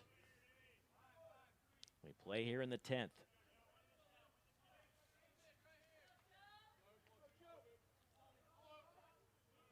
Jackrabbits played an extra inning game in their second game of the season. They lost 8-7 to Dallas Baptist in 11 innings. Hit off the end of the bat, out towards right field. Beasley's going to tag. He'll head over to third. But there's two gone.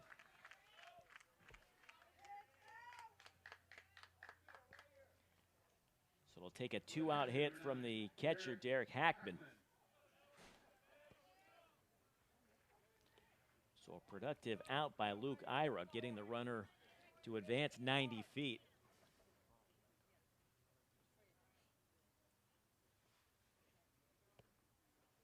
So with the righty Solomon and the lefty Hackman up,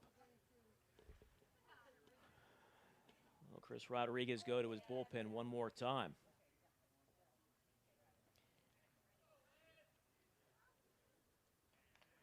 He has asked for the baseball.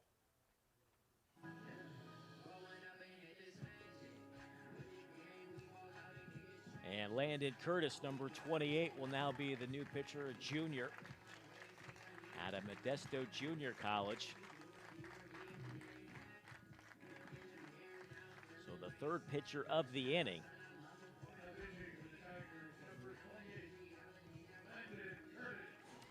Curtis now appearing in his fourth game, does not have a one-loss record. Pitched 2 2/3 innings, given up 5 hits, 4 runs, 3 earned. He's struck out 1, walked 4, an ERA of 10.12.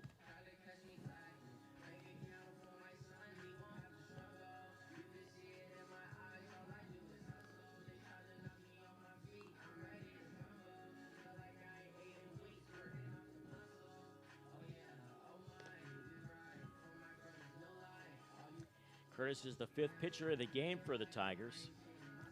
Hayden Pierce got the start. Michael DeFilippe relieved him. Then it's been Vittoria, Solomon, and now Curtis.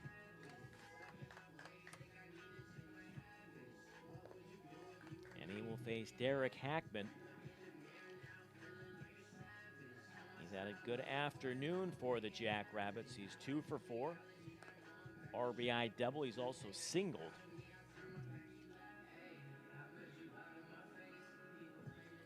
Good overall series, 4 for 13.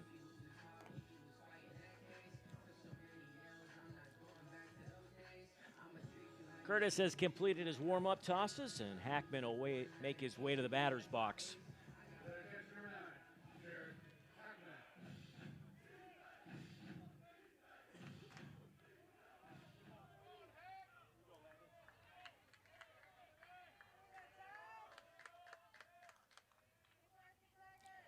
Hackman steps in. Beasley, the runner at third. He represents the go-ahead run. 2 gone. Working out of the stretch. First pitch misses high and away, and it's 1-0.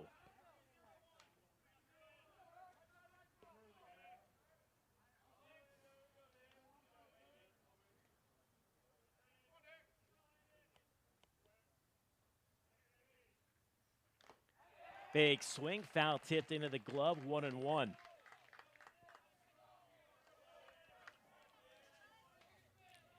Hackman, who homered yesterday, was looking to homer in 2 straight games with that swing. Instead, he finds himself with a count of 1-1. That's in there for a strike, and now he's down in the count 1-2.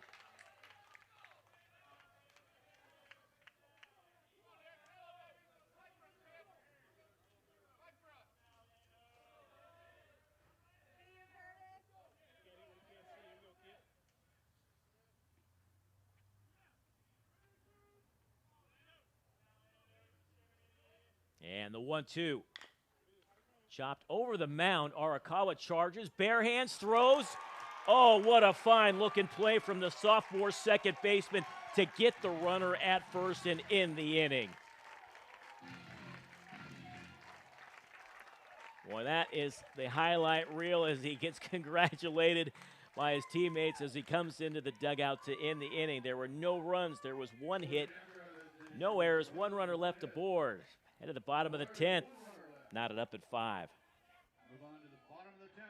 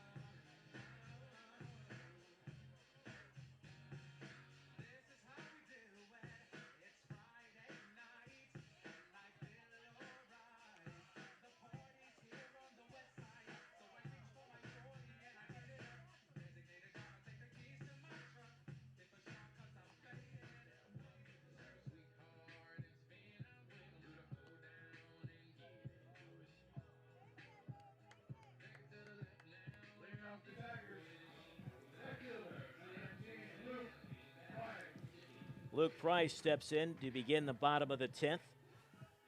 Boy, one more time. How about the play to end the top of the 10th? James Arakawa charging bare hand, throws out Hackman at first base and prevents Drew Beasley from scoring the go-ahead run. Just an outstanding play from the sophomore.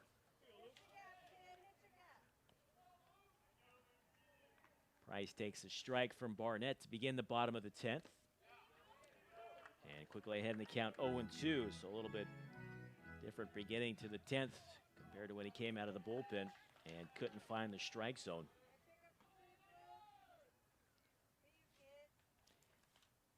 The 0-2 to Price. This low and away. Jeremy Lee waits on deck.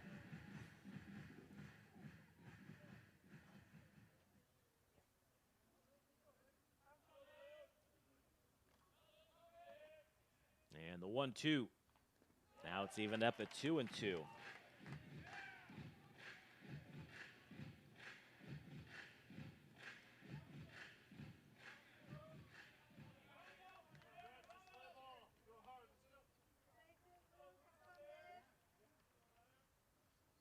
Barnett's 2-2.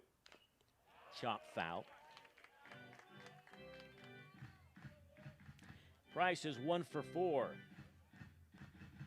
2-run double in the second to get the Tigers on the board, but since then has struck out, flied out, and grounded out. He's a leadoff man here in the bottom of the 10th. Reaches for it. Popped up behind third base. The shortstop, Steiger, calling for it in foul territory. And he's got it for out number 1 here in the 10th.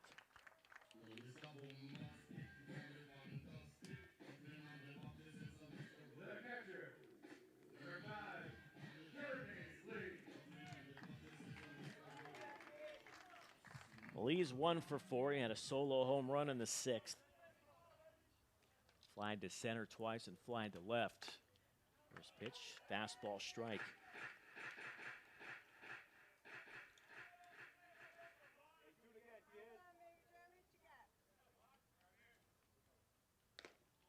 And now he's quickly ahead in the count, 0-2. So after getting Fitzhugh to end the 9th, he's appeared to find himself a little bit of a groove. The 0-2 swing, foul tipped into the catcher's glove, and Lee's down on strikes. For a strikeout for Barnett.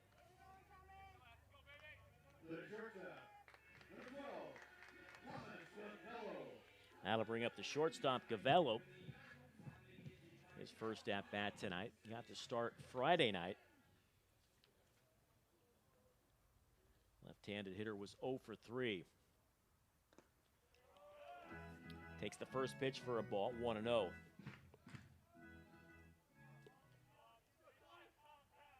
Gavello, Bay Area native from Danville, the East Bay, went to Monte Vista High School. Breaking ball's a good one. Count now even up at 1-1 and the number 9 hitter in the lineup for the Tigers.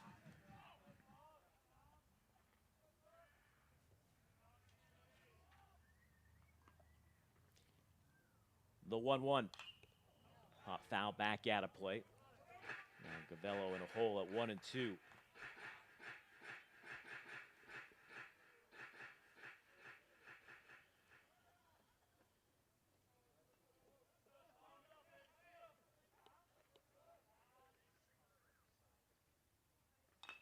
Reaches for it, and that is a foul ball.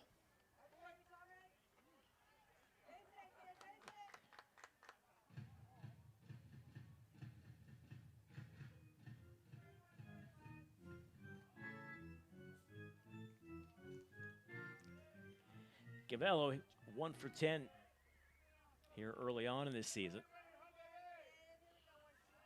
Sloan hit a single. Just looking to get aboard. And the count now even up at 2-2.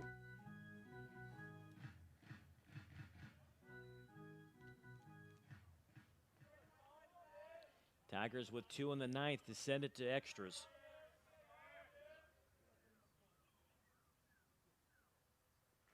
Gavello down to first, gobbled up by Beasley. He'll take it himself, and the side is retired. No runs, no hits, no errors. Head to the top of the 11th. It's 5-all.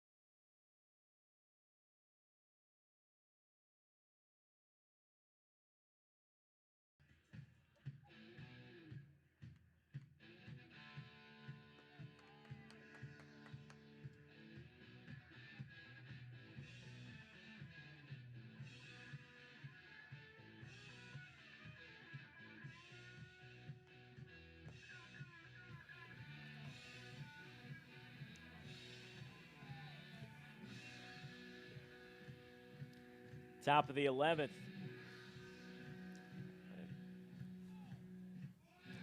pinch hitter Matt Krambeck will grab a bat. Number 1, Matt Krambeck.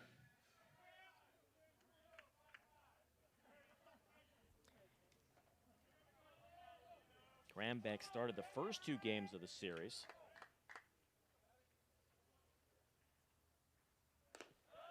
Takes the first pitch for a strike. 0 for 6 in the series.